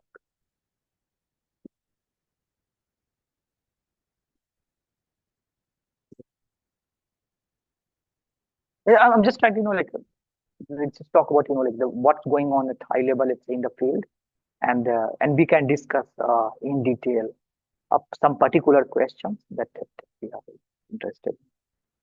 So quantum LDPC codes, there have been several of them, but discovered in the past. But you can see that in any of them, like in certain cases, K scales linearly with N, but D does not scale linearly with N. Like, so that's not, it's not enough. But then, like Panteleev and Kalachev, they basically come up with asymptotically good quantum and locally testable classical LDP, quantum and locally testable classical LDPC codes. And actually there was, so two papers came up after Anton Leverrier and Gilles Zemmour came up with something. And then I think Thomas Vidic and Minshew and some other person also, they wrote. But all of them are asymptotically good. And we don't know any example. I mean, we need to optimize those constants for them to, like be experimentally useful. So that's an open question at the moment. And what IBM did, they took a paper from 2013, and so I was talking to Sergey and Sergey Bravdy, and basically what they mentioned that they try. I mean, it will be obviously very nice if we can somehow optimize the good quantum LDPC codes, the constant there, and develop like concrete example of like error correcting code that can have large distance, and that they can encode lot of logical qubits. But what they used was like some paper from 2013, like in this paper by something called bicycle codes. Like there was a Priadko and some other people which they used. I don't want to go into the how they develop it and all. I mean, it's basically or let's, if you're interested, I mean, do you guys want it? If you want, I can describe. So yeah, so basically, like they developed this. Like there are two poly, like okay. So you have, let's say you have identity matrix, like and you have some shift operator, and you can define two variables x and y, which is, let's say, S tensor I tensor A. You can like you could have defined some new variable also Z, which is S tensor S. like for example. So they define just two variables, but you can come up with new codes and so on and do better performance than them. And then what they do next is that using X and Y, they develop some polynomials. So x cube plus y square and y cube plus x plus x square. And once you have this A and B matrix, using this you develop this check matrices. And once you have the check matrices, then you can from there you can come up with what is the number of physical qubit, logical qubit, and this thing. So it's a game about like coming up with the right polynomial. Actually, with student at CQT, I'm trying to go beyond this framework and see whether like so as I said, it can be like it can be included as one variable. And we have in fact discovered some new codes which were like not discussed in this paper by IBM. Yeah. So basically they like they select the polynomial in a very ad hoc manner. They just they do random search, find that these polynomials are good, but actually one can do a more systematic search for the polynomial. And once you have the polynomials, then that will give you the logical qubits, number of logical qubits, distance, other parameters that you're interested. But still you see that the weight of the check operators that they have, like 6. And the reason is that the number of terms in the polynomial is 3 plus 3. So one could try to reduce for that. Yeah. So they're open questions.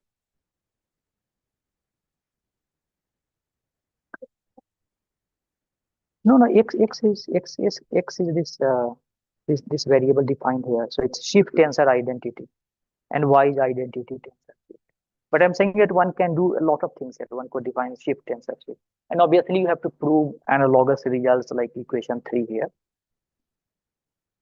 But you see that through this they manage to so this is from Patrick Rollstock and they managed to go beyond many of the surface codes construction which was there. And I don't think they have talked about processor. So like that, how to do processing, that's an open question here.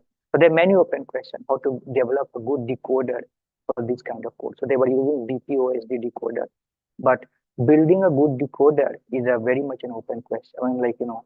Active area of research. So let's say you have some error, you would like to detect the error and then you would like to correct it. But to correct it, which correction operator to apply, it's a non-trivial task. And you see many companies like Google, IBM, whatever, they are going very heavy over building decoders which can you can run in real time.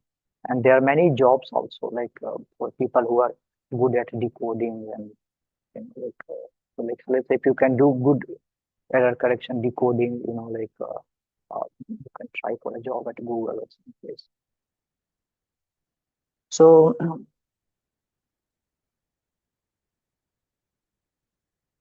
I'm not sure. Yeah. Entropical Labs. Yeah. So then and then there are some other works which kind of had similar performance or better performance in other aspects, and this was our work, this hyperbolic Crooked quantum error correcting codes. And so for example, they had let's say 12 logical qubits and distance 18 using 288 physical qubits. You see that one of our codes has for example let's even think what is 400. So we had 400 physical qubit and logical qubit is 52. And they had 12. So we maybe more 100 more physical qubit, but our logical qubit is much higher, 4 times. But our distance is less. Yeah. But all of these codes, they are not good quantum LDPC codes. And if you can somehow find examples of LDPC codes, which you can like which have large encoding rate, like large distance. Maybe distance 50 is okay. We don't need to go beyond 50, but large encoding rate.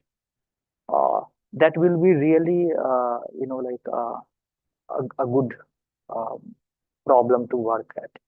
At the same time, we would one would want the distance, the weight of the check operator to be as small as possible. So we don't want the weight of the check operator to be high. And there are techniques like you can use croquetification. And so, for example, in our case, we use ideas to bring down the weight of the check operators. So this was quantum LDPC codes. There is this code which is very popular called Tori code, which I was, and people call it Tori code because it's on a torus, and you can define it for a torus which has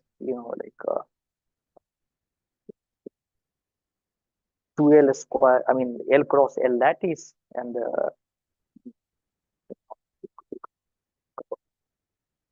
so I mean I know that obviously there is a lot of jargon, and to talk about quantum error correction, to convey the central challenges without jargon, it might be actually at least the research might be relatively difficult, what's really happening there. But at a high level, I mean, I'm trying to minimize jargon and basically convey that the real question that that people are struggling at the moment, or let's say what we are working at is in this language where you need to have as high logical as large many logical qubit as possible, and as large distance as possible. The weight of the check operator, that should be as low as possible. The syndrome measurement circuit, maybe it should be a constant. Your decoder, it should be as maybe a linear time, if you want to run it. If you have all the features in your error correction code, then maybe you can use it to build a good quantum memory. Now you can build a good quantum memory. On top of that, you need to do some processing. And to do processing, you need to do fault tolerant implementation of all the gates, like T0 gate, Hadamard gate, phase gate, T gate. And then, but again, there is some theorem called Easton-Neal theorem will come in picture, and will say that you cannot have universality and something called transversality, which means you can fault tolerantly implement your gates in a transversal manner. You cannot have both of them. So it's like, as Arthur Aker said, it's more like wearing a, like you are a poor man and you are wearing a, let's say, some what is this thing called blanket, but the blanket is cannot cover your full body. So you try to cover one part, some other part you will not be able to cover. So there is transversality and universality, trade-off there. But maybe we are not smart enough, and people are trying to come a bit. They have come up with ways to avoid Easton-Neal theorem. So through magic state distillation and code switching and so on. There are many techniques have been developed, and this is again an active area of research. So for a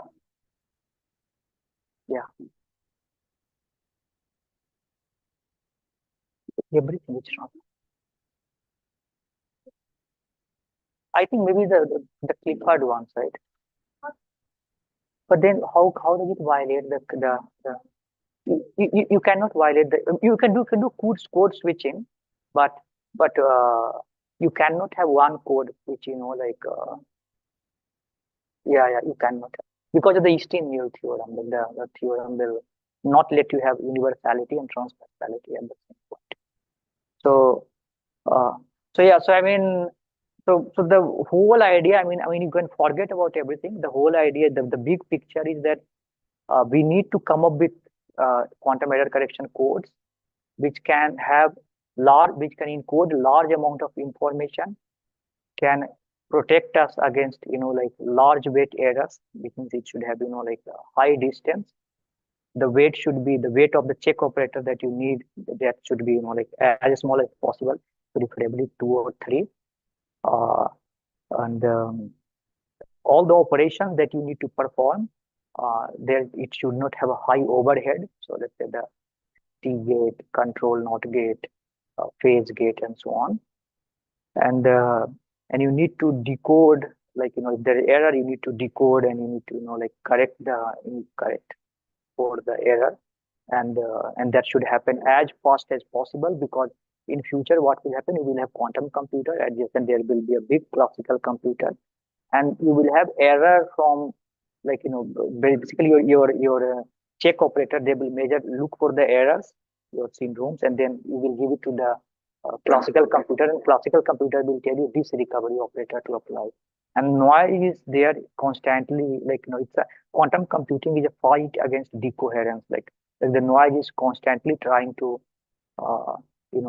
destroy the information. So this whole operation has to be very fast, like faster than, the decoherence.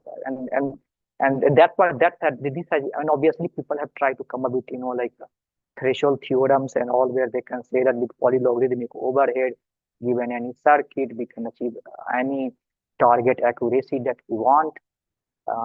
But like once you start putting things on chip, suddenly, like many new forms of noise and all those things start coming, and we don't know, like what is I mean, the only solution is to build a quantum computer, and that's how, the skeptics of quantum computing will be convinced.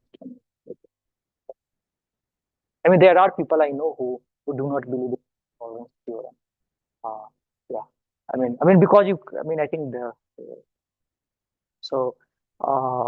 yeah, and I mean, there are reasons. I mean, I mean, there are a lot of nuances, a lot of details, but the only solution is to build it, build the device. Yeah.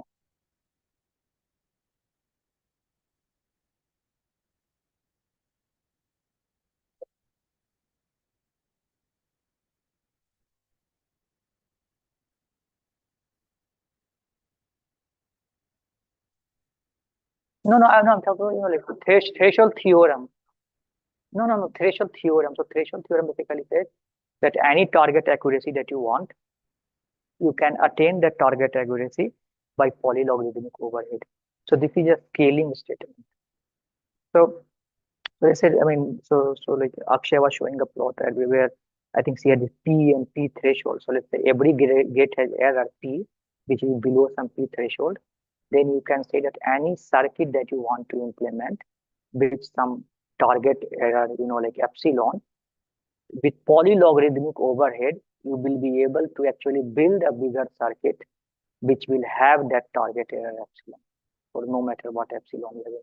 So this is an asymptotic statement. Like this is a statement where I say that I want not for bigger circuit, and this polylogarithmic overhead, like it will hold. So obviously we will be able to tell it as the scale number of qubits, and we see that we are able to, attain whatever target accuracy that we want by just, like some small increment in the resources. So obviously that's like, I mean, another avenue, and so it's full of all these questions where, like trying to develop. Let's say other day I was talking to Akshay that, like there's Clocate codes, and maybe one can try to develop approximate Clocate codes. Like so Clocate codes are, like even generalization of a stabilizer code, where now your stabilized subspace, like itself changes in time. So it's called dynamically generated logical qubits. And for that, like, the approx. So, and why do we want approximate codes? Like, what Akshay was talking about, it's because if you want to protect for arbitrary error, then obviously it will require a lot of, like resources. So with the best code that, I mean, the code that we know, perfect code for 1 qubit is this 513 code. We need at least 5 physical qubit to protect for 1 logical qubit. But David Lium showed that, if you are interested in some particular noise model, amplitude damping, then you just need, 4 qubits.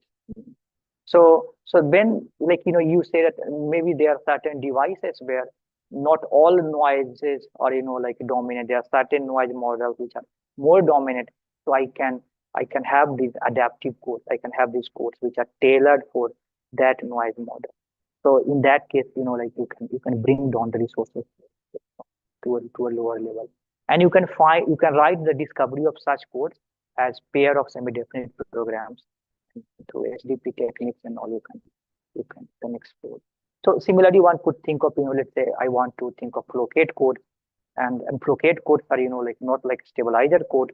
So nobody has come up with, approximate Floquet code so far. I mean, obviously it's a 2-year, and these, Floquet, the works on Floquet code has received a lot of attention and so on, and community has been working actively. But yeah, I mean, it needs more people. Yeah. So approximate Floquet code is one such direction, which one could try to explore. Then you see that there are, areas like complexity theory. So there was this result, I think maybe I did not mention. I mean, error correction is not only relevant, in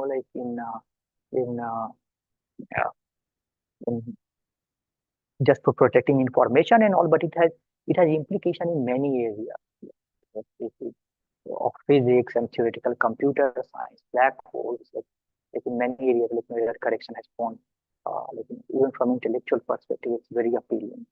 So there was this breakthrough research by Anurag Anshu, Nicolas Bruckmann, and Chinmay Nirkhe, where they used these good quantum codes to, solve an open problem about something called NLTS conjecture. So there is this thing called, PCP conjecture, which is in the about approximation of NP hardness, approximation of algorithms, NP hardness. It talks about, even in the approximate case, does solving certain problem remain NP hard. And the quantum, and it has been proved that, the PCP conjecture is, in the classical case, actually it's a PCP theorem.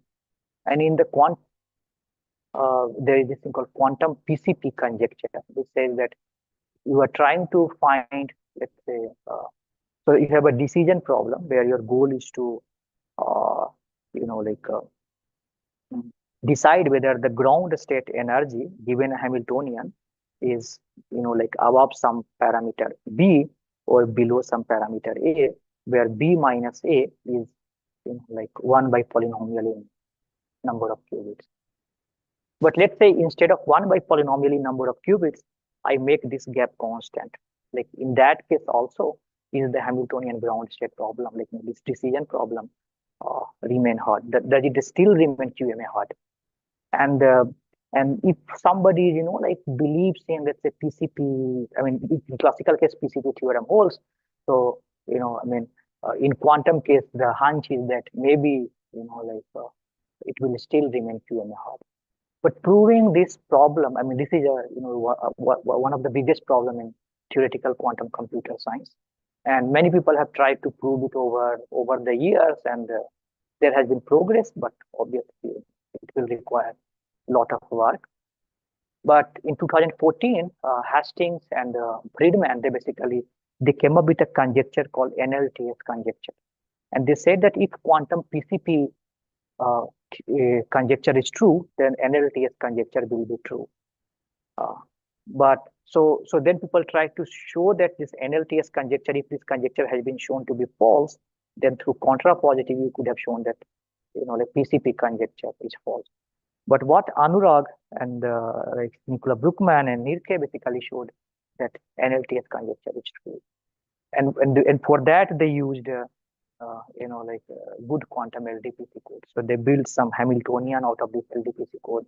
and they showed that there is the low energy states, they are non-trivial. So that's what it means. No low energy trivial states. Like all the low energy states, they are basically non-trivial.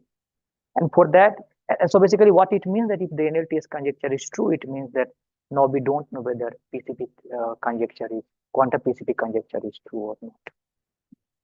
So you see that like, the error correction, like, cuts across multiple disciplines and has been, super useful to understand.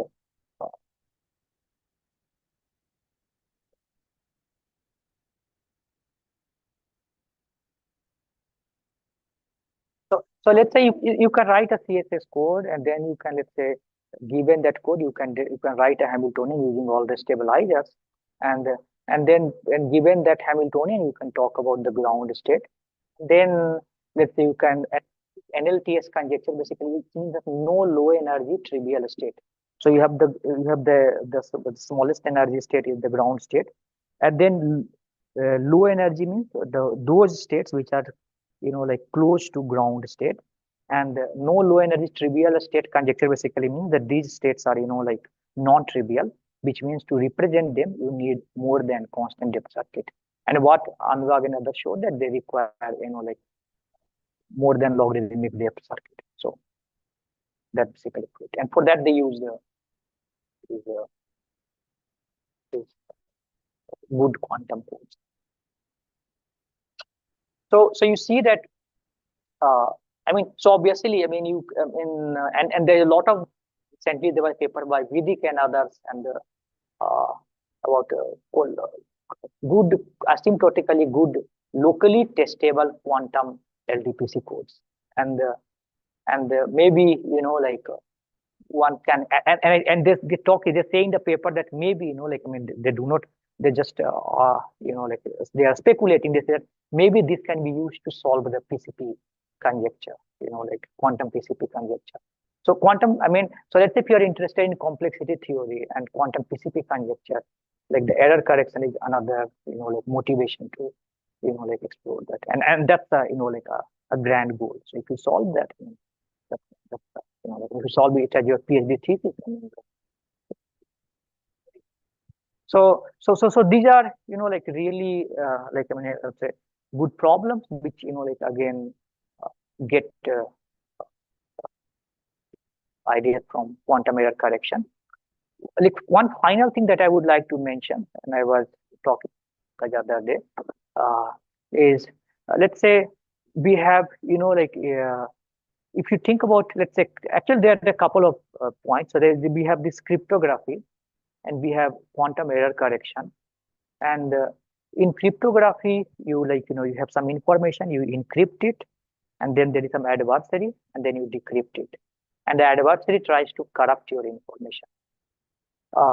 And then if you think about quantum error correction, it has also similar structure. You have information, you encode it, and then the adversary that we assume it's basically noise, like the environment, and then you try to decode it. Here in cryptography, you try to protect your information from some adversary, and here you are trying to protect your information from, again, some like some I would say indifferent adversary. So the nature is like not adversarial adversary, but it's indifferent adversary. But then you could try to think like, what if like I mean, I'm interested in what if nature does not want to build a quantum computer? Can we still build it? Like, let's say if nature starts acting adversarially, like then like let's say because of like how devices behave because of some phase transition, whatever, like there could be 1,000 reasons. Can we still build it? And in fact, in 2007, there was this, that if you look at the thesis by Picard, he initiated this field of cryptographic error correction, and the field of cryptographic quantum error correction is like completely absent. So let's say trying to develop quantum error correcting code which can like work even if like the noise models turn out to be adversarial. Like imagine somebody is like you develop some code and somebody is trying to like basically manipulating the noise in your device in a manner that it thwarts your error correction process. Can we still do it? So this is something, like which is which people can explore. I mean, I don't know, it can be a nice direction to look at.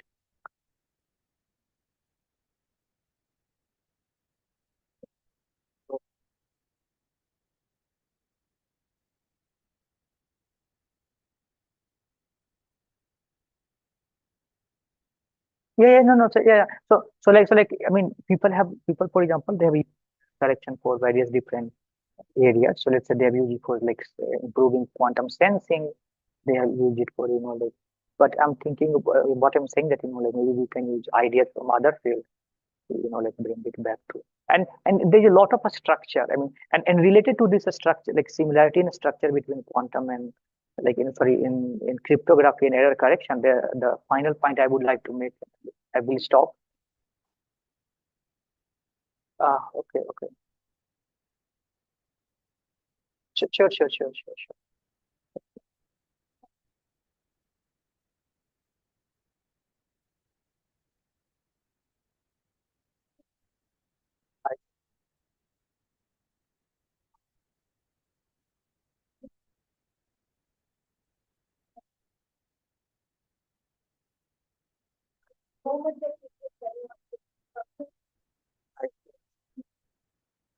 I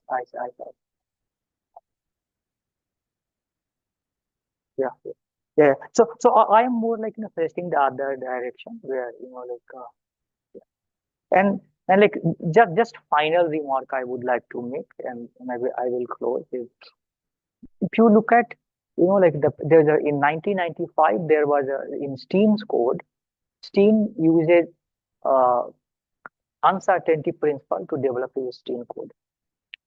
But after that, I mean, I looked in the literature and I did not find any work where ideas from quantum foundations have seeped into, like quantum error correction. So, I mean, I would say partially credit to Valerio. So with Valerio, I was talking about like why quantum foundation, like let's say so he has been using quantum foundation ideas in quantum cryptography,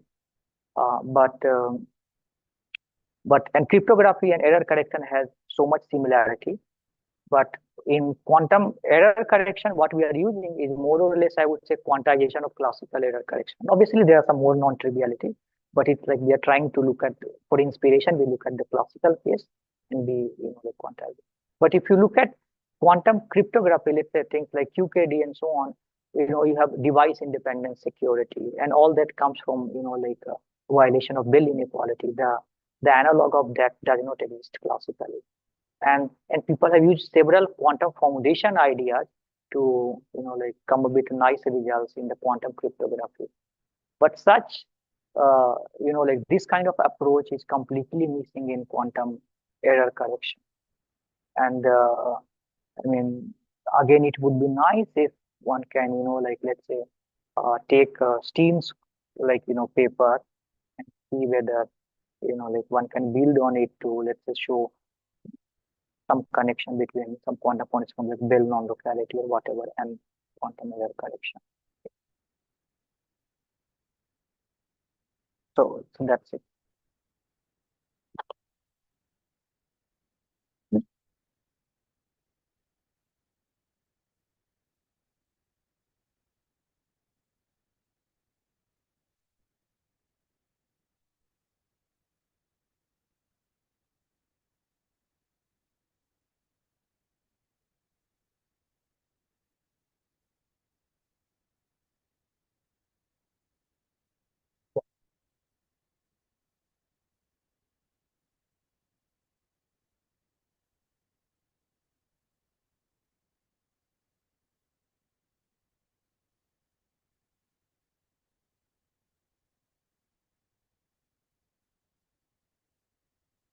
Yeah. Yeah. I mean, yeah.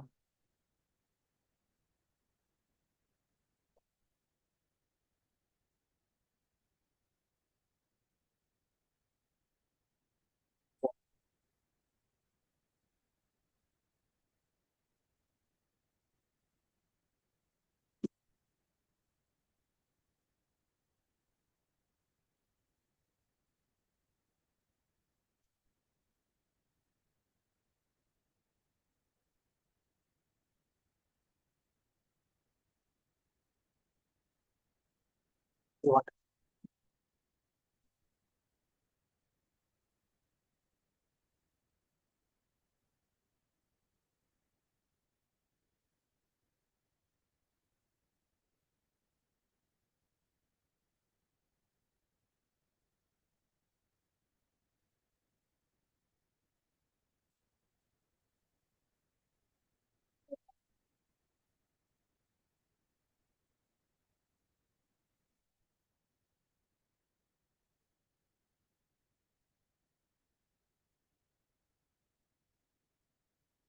Yeah.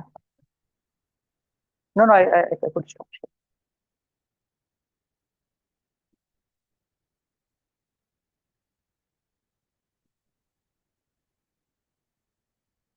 Uh, so I mean, obviously, like this IBM just proposed, and they are thinking of some 3D structure to implement it, but it has not been implemented. But one can say because all of these are LDPC codes, so in certain sense, LDPC codes have been implemented before. Yeah. But LDPC codes which are not surface codes, I don't think they have been implemented. Beyond what? You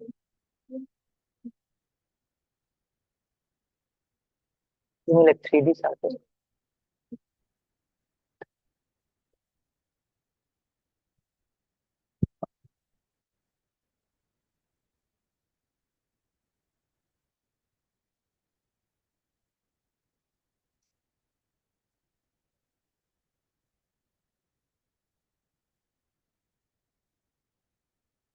On the screen.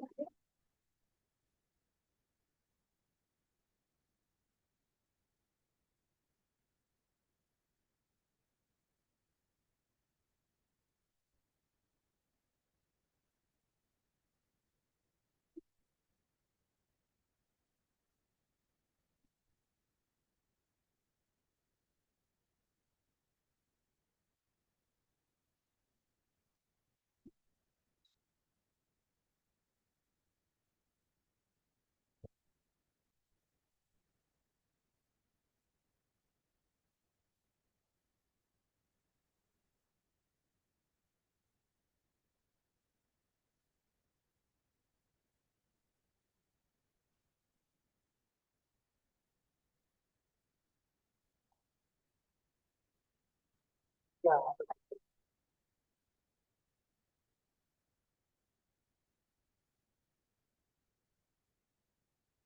So these were the last bit of the talk that had presented some bunch of advances in the field. So this is just to motivate what was shown theoretically around 2012, where how useful a surface code is what they said.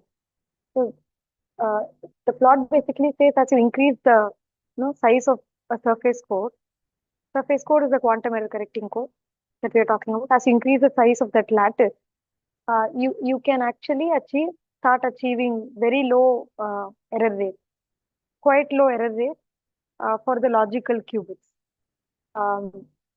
So for a physical error rate of about 10 power minus 2, you can go to arbitrarily low logical error rate because you're doing computation in the logical space.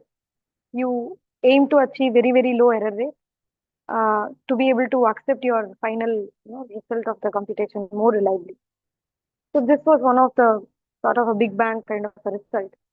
Following this, you see in the recent past, this is an experimental result. This is by mm, this is by this is a Pans group.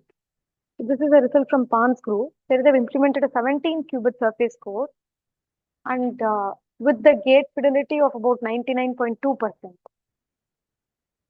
and 17 physical qubits. So it's one logical power. One logical qubit would usually be 17 physical qubits.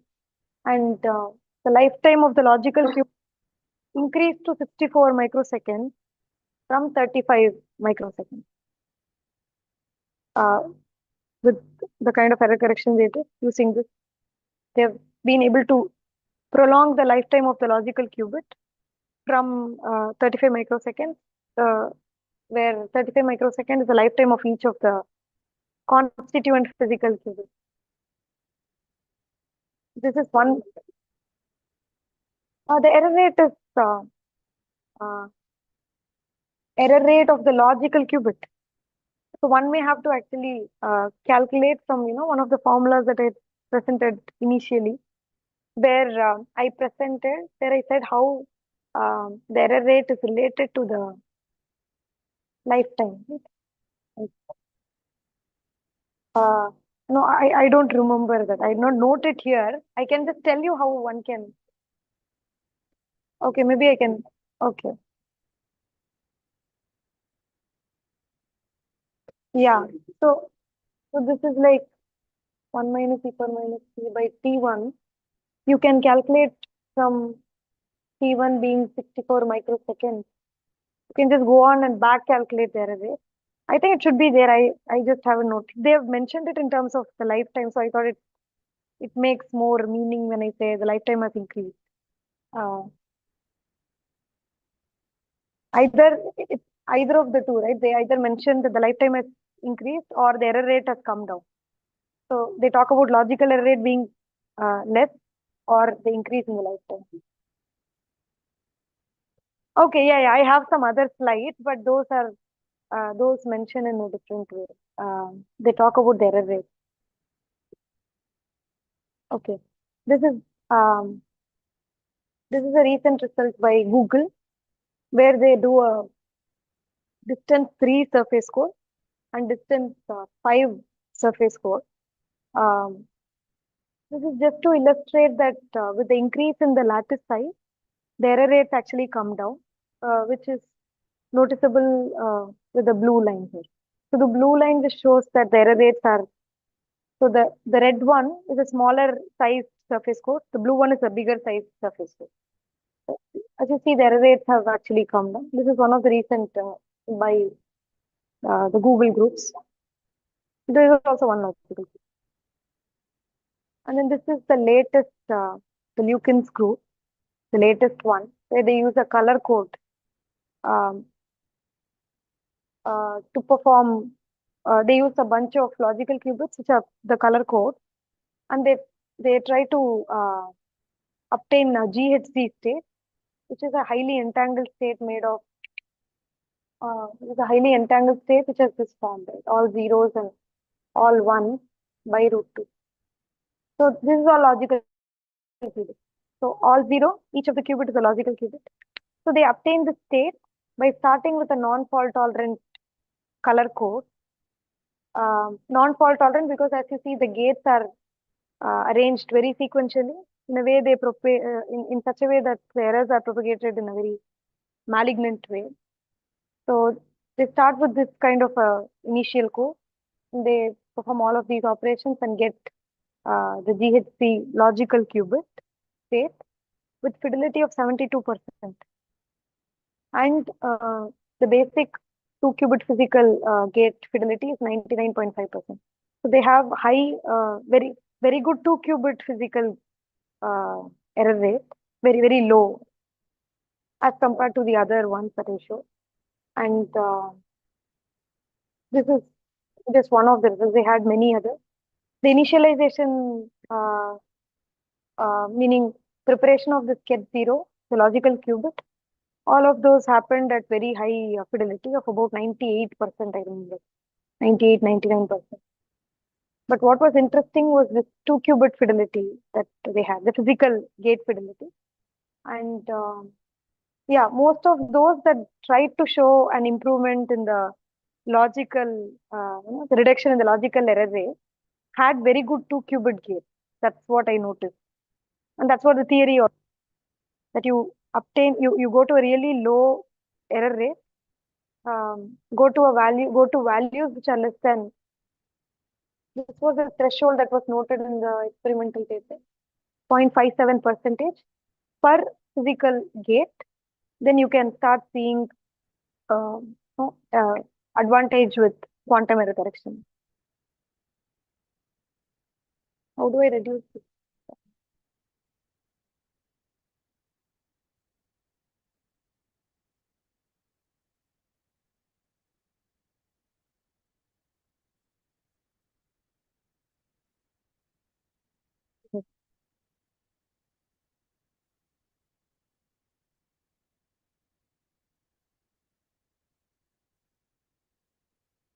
I see.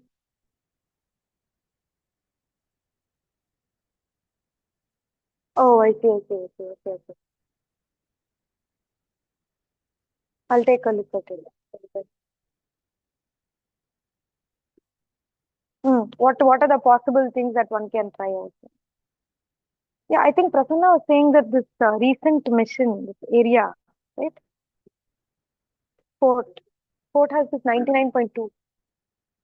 So I think one possibility is you pick, first of all, you need to have a mission which has very low physical gate error rate. Right? Physical error rate has to be very low, particularly for the 2 qubits. Because that's the main thing. Single qubit, the error rates are very good already. 2 qubits, which one? Okay. Do you know, Prasanna, what is the... But with those, I think what one can do is aim to do simpler things with these quantum error correcting codes, like initialization and very simple tasks, which can actually already show an improvement over no error correction case. No, that is still okay sometimes. So it depends on the task, right? So all of these thresholds that I showed were based on the gadget that I used. If you just remember, recall one of the slides. I said for easy gadget, the threshold is some number. What if I go for a lower, less intensive task, right? Those that involve less resource, like sampling um, a logical qubit, preparing a logical qubit in a fault tolerant way. Those could be less resourceful. So one can actually try, because you asked this question, it just occurred to me that we don't have to fall within the textbook line of what they mentioned. Go to something, tasks that are, you want to see some improvement already.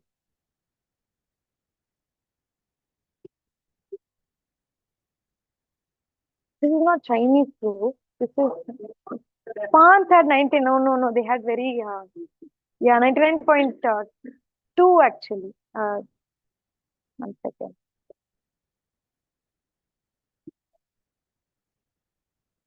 So this is the gate fidelity.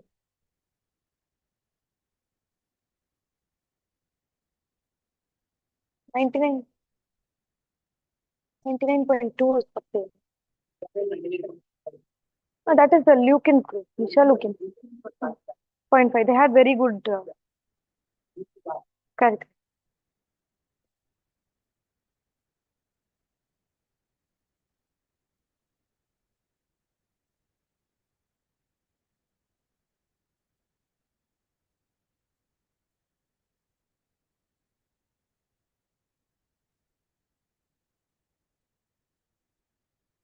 I think that just means that they have very good function, very good, hardware, quite good hardware. Maybe they only allow have access to it. Yes, ion trap. Okay. Mm-hmm. Mm-hmm.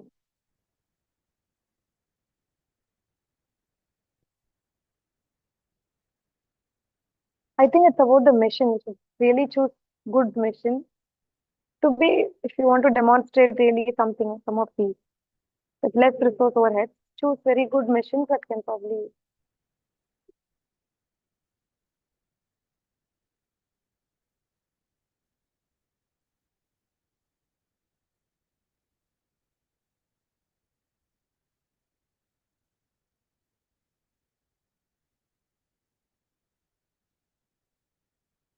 Hmm.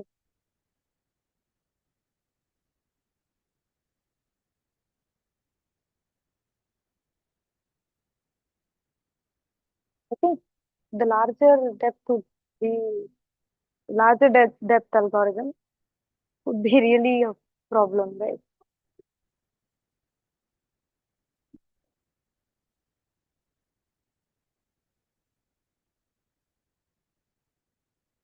Mm.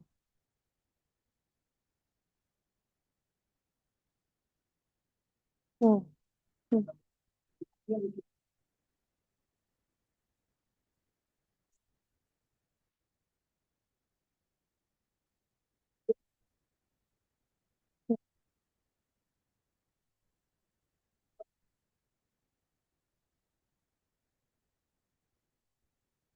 Mm. Yes, yes, yes.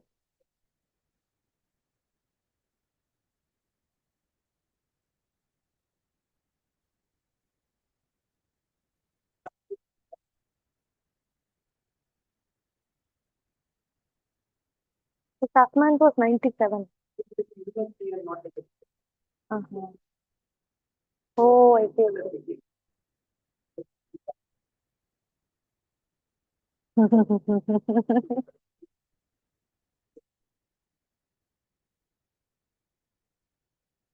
Oh,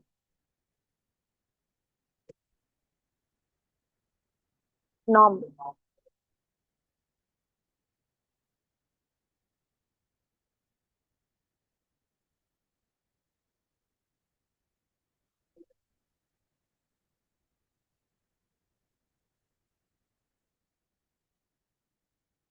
This is area. This is area or fort? The one. No, that's area, right?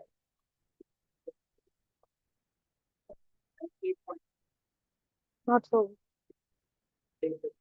Mhm.